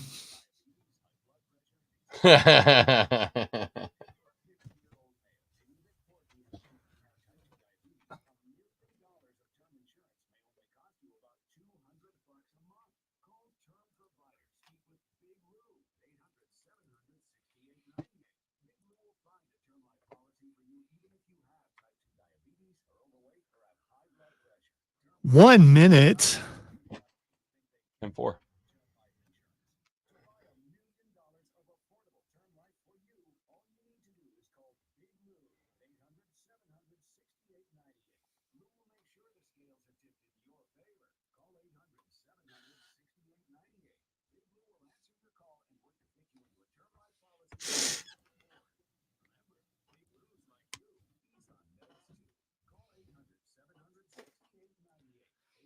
Will Patrick Mahomes now ever throw the behind the back pass in a real game?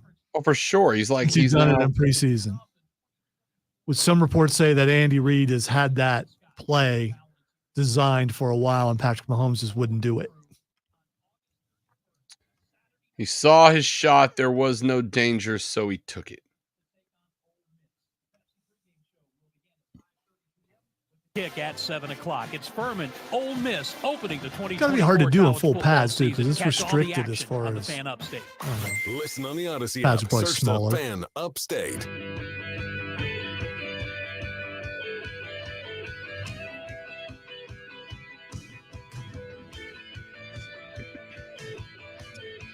The Rob Brown Show back on your radio, the Fan Upstate, rolling through the final hour of the broadcast today. Be a part of the show. Text us 71307, 71307. Start your text with FAN, F-A-N.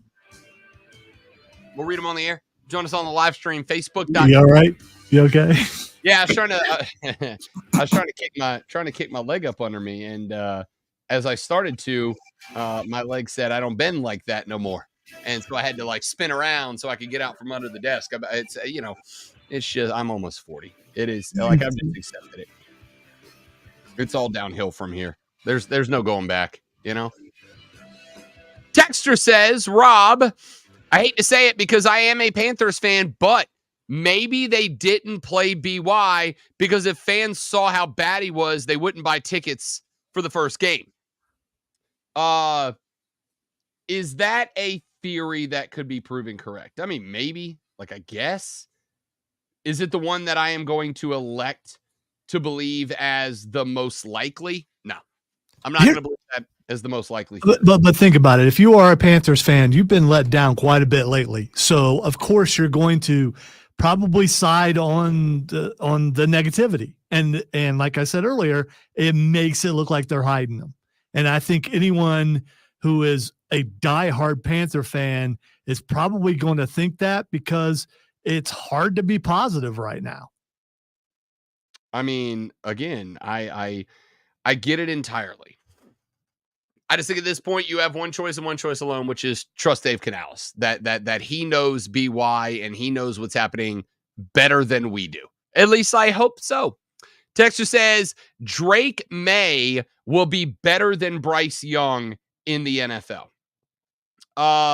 Drake had a couple of minutes there for Carolina. The rumor mill is a spinning that while Gerard Mayo said yesterday that the quarterback competition for New England is not yet over, Drake May at practice yesterday, at practice leading up to the game this weekend was taking the majority of the snaps with the ones. Here's what I'm going to tell you. I don't know if you're saying this because you're a Patriots guy or a Tar Heel guy or both or neither or what. Here's what I'll say about Drake May. I have said the entire time, Drake May is a project quarterback. And I think he is a project quarterback that could absolutely be good. I also think he's a project quarterback that could be ruined because the Patriots are so desperate to find their Tom Brady replacement that anybody who steps on and puts on the helmet will just immediately be expected to be great. I kind of feel apprehension about that scenario, the same for the reasons that I have blamed a couple of times the failure of DJ Uiagalelei at Clemson.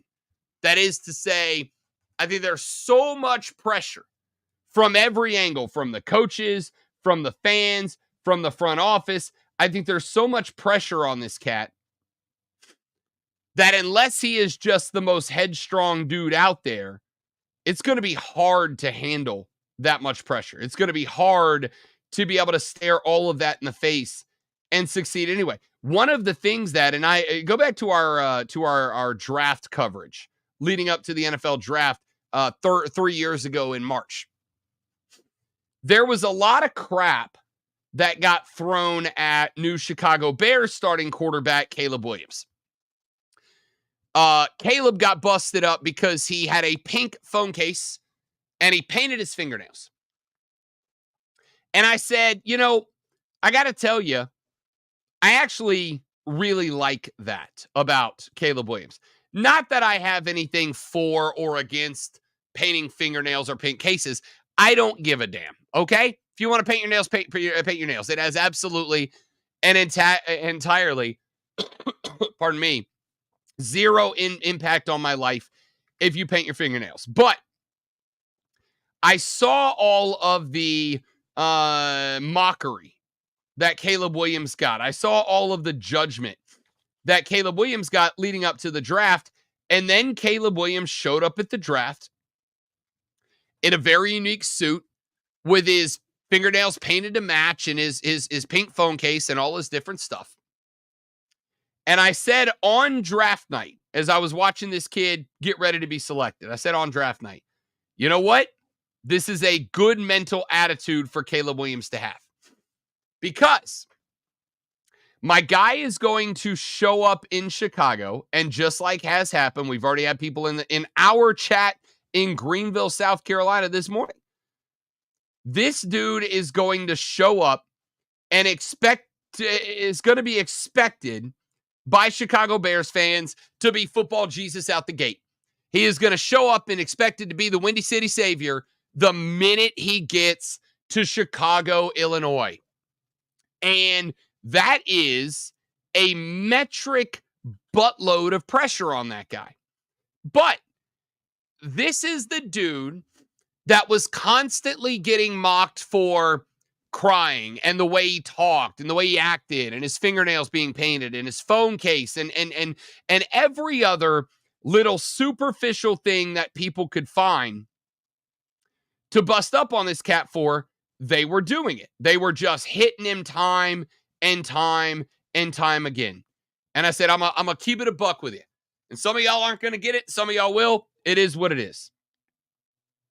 A dude that is that willing and able to live his own life and to be his own guy and to watch the criticism, to hear the criticism of all the people around him and still wake up every day and go, yeah, I don't care if you judge me. I'm painting my fingernails. Yeah, I don't care if you judge me. I like this phone case. Yeah, I don't care if you judge me. I'm wearing this suit. Yeah, I don't care if you judge me. I'm doing this, that, and the other.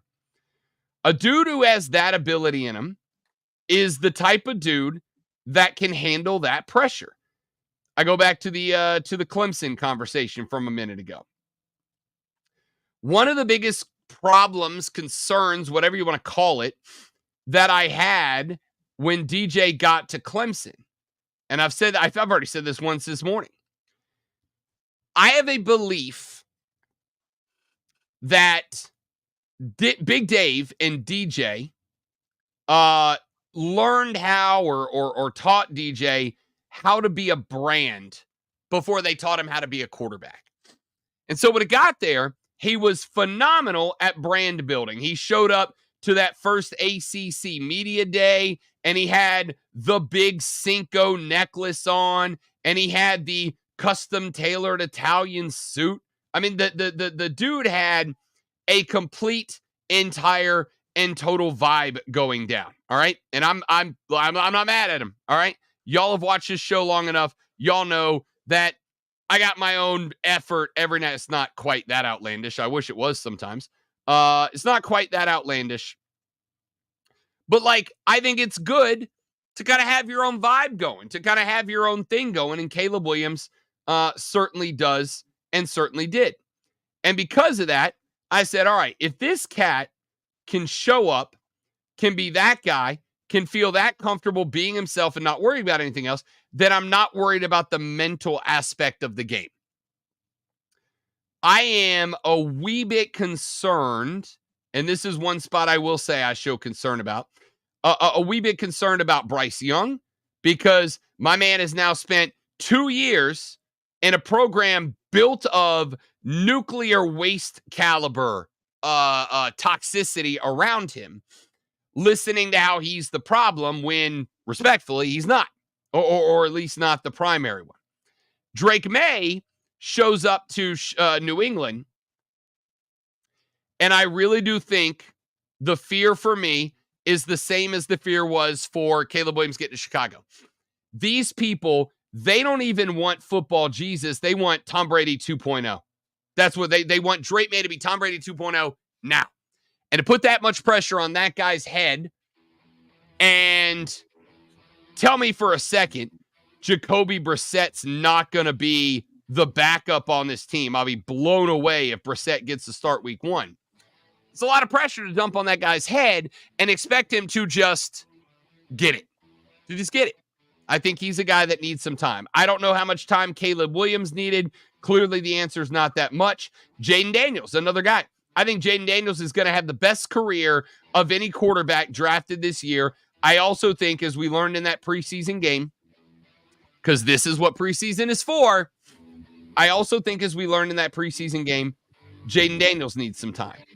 He needs some time to learn to run, to understand. He needs to take a couple of pops and realize maybe I don't want to run into the waiting arms of NFL linebackers.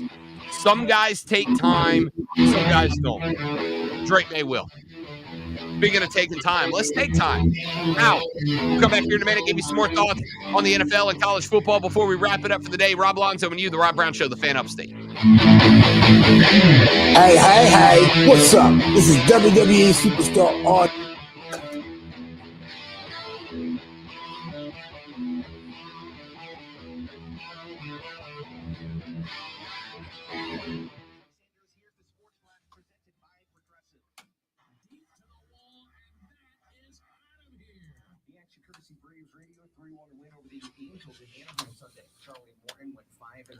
Morton. 2 hits with 7 strikeouts. Atlanta wrapped up a 10-game road trip with their second straight win, heading into a pivotal 3-game series that starts Tuesday against the NL East leading Phillies. Atlanta's 7 games out of the top spot in the NL East, and they have a 2-game lead over the Mets for the last National League wild card. A little more than a week away till the Tar Heels open the season at Minnesota. That'll be Thursday, August the 29th. Minnesota opting not to release a depth chart, so the Tar Heels will follow suit. That means that the starting quarterback for North Carolina won't be known until the first offensive play in the opener. Bundle auto and home, renters, or condo, and save with Progressive. Download the Odyssey app, search the Fan Upstate, and listen anywhere on your phone. I'm Chuck Sanders, that's the Sports Class on the Fan Upstate. If you are dealing with joint pain from arthritis or an old sports injury or just life in general, you know that constant pain can take away so many of the things that you love about life. But there is good news. Hey, it's Rob Brown. There are effective ways to deal with that pain, and I am not talking about drugs or surgery. I am talking about QC Kinetics and their cellular therapies that can get you lasting relief. QC Kinetics uses cutting-edge treatments that accelerate your body's own healing properties, relieving and revitalizing your joints and getting you moving again. QC Kinetics uses this advanced regenerative medicine to treat the pain, enhance your joints, restore your mobility, and give you the relief you've been searching for with no downtime. And their local medical professionals are ready to help you with this regenerative, restorative cellular therapy that is the future of medicine, and they are ready to help right now. Call for a free consultation at 864-448-3772, 864-448-3772 in Greenville and Asheville, 864-448-3772. It's QC Kinetics. Mad World Haunted Attraction opens September 6th. Get ready for the Upstate's most anticipated event of the year. Located in Piedmont of I-85 exit 35. Buy your tickets now at madworldattractions.com. This is the story of the one. As a facility technician installing a new welding station, he knows getting the ventilation right is critical for safety. That's why when questions arise, there's Granger. Granger offers detailed technical product information online at his fingertips, so it's easy to find what he needs. Because when it comes to safety, having answers means he and his people can breathe a little easier.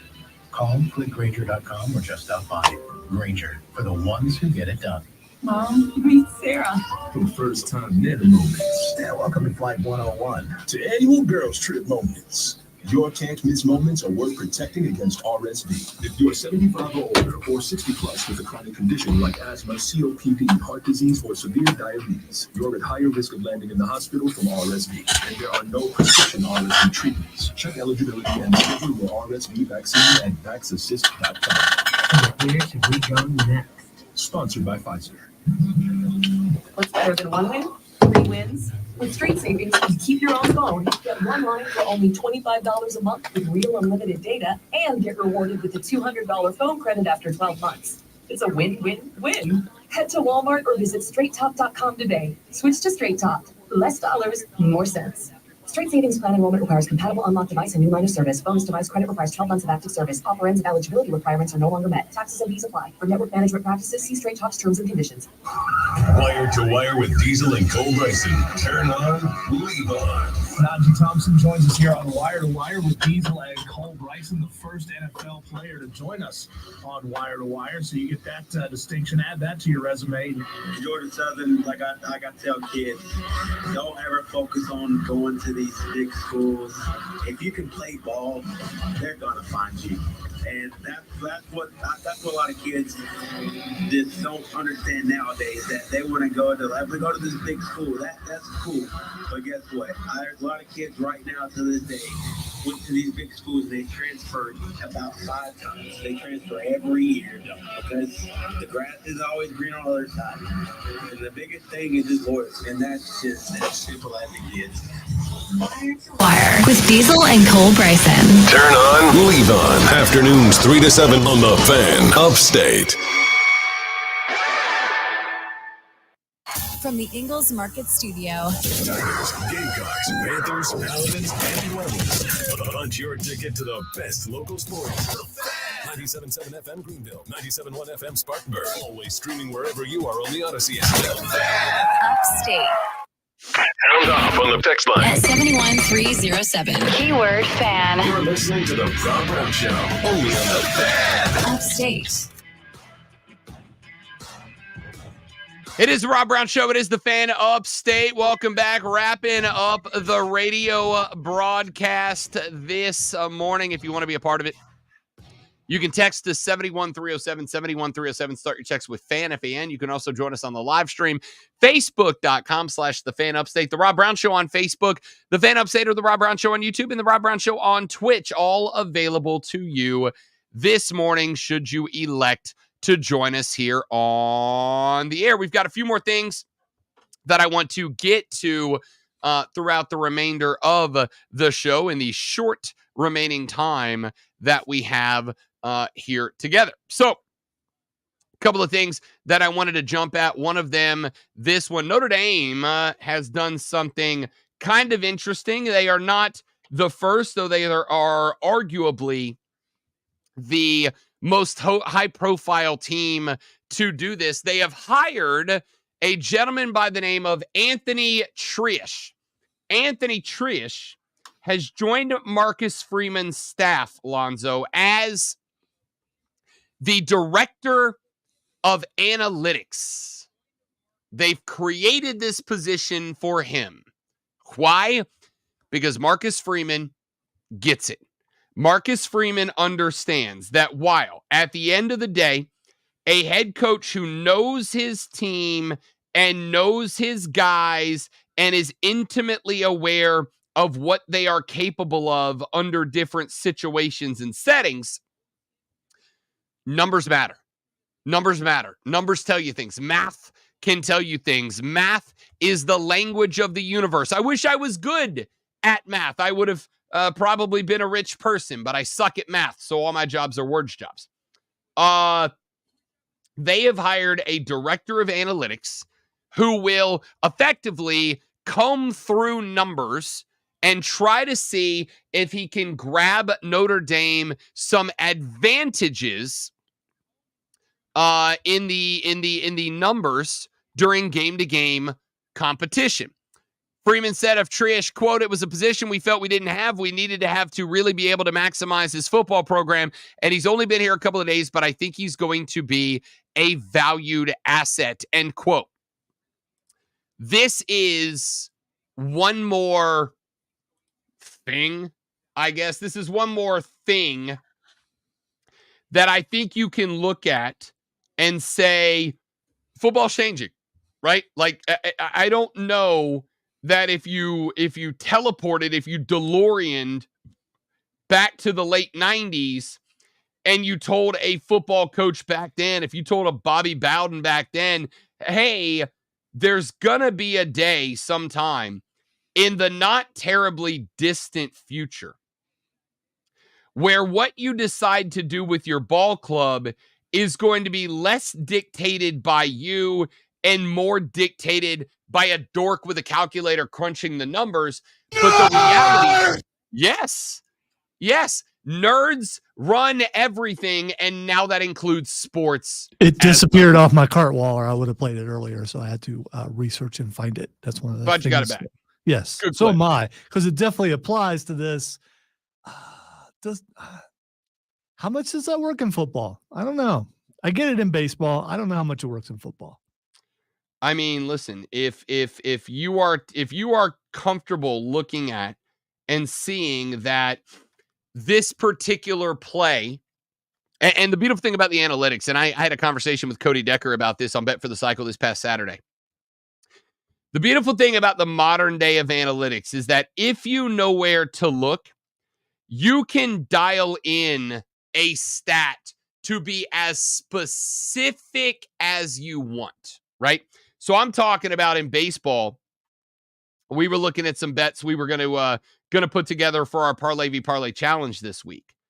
And when we put the bets together, we dialed in on a pitcher that we were able to get his splits, his numbers, against left-handers in the daytime in divisional games. Like, and you can split these things all the way down, right? Like you can look at a team and go, all right, what happens if a team with a quarterback who has a 67 or below or above % completion percentage runs a naked boot on 3rd and 11 against the defense ranked inside the top 60, but not the top 40 team? You can dial all this in. And while obviously, much like gambling, you can do all the research in the world, but there's still 22 guys out there that dictate what happens. If you know that play X has a routine and dramatically higher probability of success than play Y, yeah, you're going to call that play, right? You're going to call that play. Here's the problem, Coach. Coach, you can't do this play because the analytics say that you're not white. Listen to me, Coach. That's why I'm here. I think I think this is a bit of a holdup of Lonzo's anti-AI stance. Basically afraid that there's going to be a world one day where football teams are going to be coached by AI and not football coaches. And while I see that is a possibility, sure, I would also make the argument that, and I want to say it was Nick Saban who said it, though it may not have been. But there was a college coach a year or two ago that got asked about all of this, right? Got asked about analytics and numbers and how he decides when to go with the analytics and when not to. And this coach basically said what I said, which was something along the lines of, at the end of the day, it can definitely give you an advantage of providing you with insights of what doesn't work at the clip we'd like. But at the same time, AI is not watching my football team practice in the fall.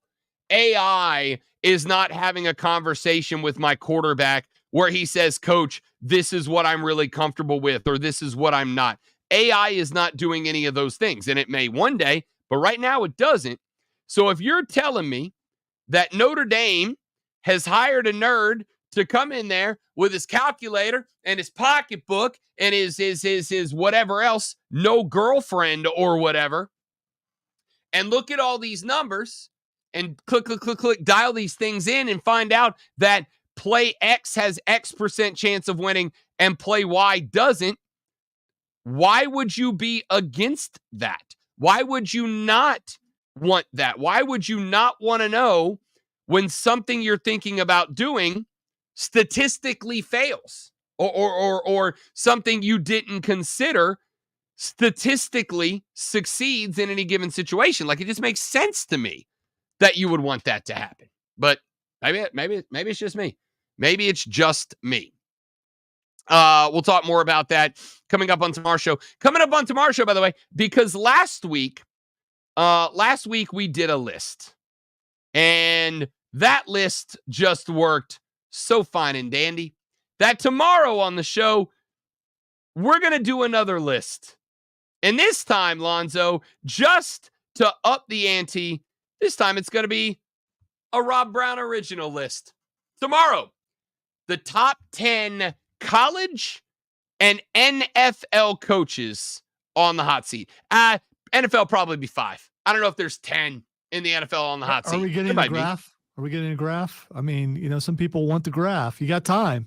You got time to put together a graph. I mean, I got time. I can't drive anywhere, so I do have time. Maybe I'll do a graph, Alonzo. There's nothing wrong with graphs. This is a big segment for dorks who like graphs right now, is what this is. You draw it out on the tablet. I mean, there's many possibilities. Or, you've got time to cut pieces out of the newspaper and make it into a graph. Ooh, maybe I'll make an Excel spreadsheet tonight. Ooh. Don't get too excited. But maybe those are awesome. Maybe an Excel spreadsheet. I spent a lot of time in high school Excel class learning how to work that software program that I haven't used since. I wish I would have had those classes available since it didn't exist when I was in high school, and I've had to figure it out. Typewriter class? Actually, you had typewriter class, yes, and they had chisel and stone class. No, they had just incorporated electric typewriters in. Ooh. And when I was a senior, we got Apple IIe's in there. Yeah. Ooh. And now the Rob Brown Show presents Twitter. It was awesome. Lonzo went to carrier pigeon class. I made a car go down the road on computer, which was amazing at the time. All right, the first thing that's Xing is the Batman. The Batman. So obviously we have a Robert Pattinson Batman sequel coming out at some point, and I believe we have started to get some looks at what that could turn into. I don't know if it's connected to that. All right, why it's Xing is someone put it out there because you do on occasion who was the best Bruce Wayne. Of course, you gotta do that every now and then. You gotta keep it present in people's minds. Apparently, let's go. I mean, Keaton was a good older Batman. That's what you're going with? I mean, yeah, I'm gonna. Yeah. Like, I know everybody's going to want to say Christian Bale, and I get that. But if we're you know what? I'm going to take that back. Christian Bale was a good Batman. Bale was a good Batman, a great Bruce Wayne.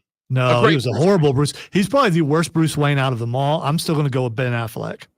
The best Bruce Wayne. He acted rich. He had an arrogance about him that worked really well for that. And when he wasn't doing that, he was rugged and all the things that he needed to be for Batman. Probably Keaton would be my second. That's fair. That's not a bad list. That's fair. All right. The next thing that's Xing is Russell Wilson. Russell Wilson is trending because he was QB1 for the Pittsburgh Steelers last night. When they started their preseason, he played, as did Justin Fields, and neither one of them looked inspiring at all, I don't think. It was very ho-hum, so to speak, for the Pittsburgh Steelers at the QB spot. Up on the screen right now is Russell Wilson fighting for a last chance to be an NFL starter. Yes, he is. Because here's the thing. If they're both going to play about the same, you pick the younger guy. Oh, I agree with that. If Russell Wilson cannot separate himself from Justin Fields, that is the point that I absolutely make the switch. I still think he's a starter. I think he's the finisher. I think he's going through week 18 now at the QB1 spot. But I will also acknowledge if there is any point where he slows down and it looks like Justin Fields is able to play as well, then at that point, I absolutely think you make the switch for sure. All right. And finally, because you took one of mine away earlier, Michael Caine. Michael Caine is trending because there was a conversation about who's the best Alfred. No, he's been throwing up Batman quotes, and people are getting upset about it. Apparently, Why are they he upset threw up about a "Watch the World Burn" quote. I don't know if it's political or what, but he threw it up there, and people are. It's trending, but you know. Oh, also, I forgot this one. It just came across. Phil Donahue has died. Oh, really? Yes. Phil Donahue is a name that I have not heard in a long, long time. And I I will believe he was also say, 88. By the I way, was going to say he had to be. If he wasn't 90, he was all over it at this point. Phil Donahue was on that list of talk show hosts that when you stayed home sick from school, like you were going to end up watching some time. Sally Jesse Raphael, Phil Donahue. Who am I missing? There's more, right? Like young Maury Povich. There's got to be more. There's some older guys, but I mean, way back before you. But still, Phil Donahue was the original kind of guy that got a little in the weeds, I believe. A little in the weeds. As far as fighting on stage and stuff like that, possibly. I think it was Phil Donahue. God, I don't even think I've heard Phil Donahue's name in 100 years. All right. That's it for us, kids. Thanks for being here. Hope you enjoyed the show. If you didn't, sucks to be you. Try us again tomorrow. Maybe we'll do better. He's Lonzo. I'm Rob. Have a lovely rest of your day. We'll see you back here tomorrow to do it all over again, but better on the Rob Brown Show in the Fan Upstate. Later. Real sports talk for real sports fans. The Fan Upstate Is the sports voice of you, the Upstate Best fan. thing about you not being here is you can't play that cut. Yeah, as soon as I started the outro, I'm like, oh, man. I'll send it to you to play tomorrow. No, I'll misplace it. Yeah, I figured. Ricky Lake, yeah. Ricky Lake, that's another good one. Yeah. Sally Jesse Raphael was the one with the red glasses, right? Didn't she always wear like big red glasses? She did. Who would make wearing thick frame glasses their signature look? What a terrible move. I don't know. That's an odd thing, and the fact that you just come up with that. Oh, you were talking about glasses, though. Maybe that's where it came from. Also, look, I added to the collection. I got clear now. Those match everything. These go with everything. That's exactly why I got them. Way to exactly. All right, dudes. I have to go outside and strap the bottom of my car to my car so that I can try to get it to the shop. Anyway, thanks for being here. Hope you all enjoyed the show. If you didn't, like I said, come back tomorrow. We'll try to do better. Have a lovely day. Bye-bye.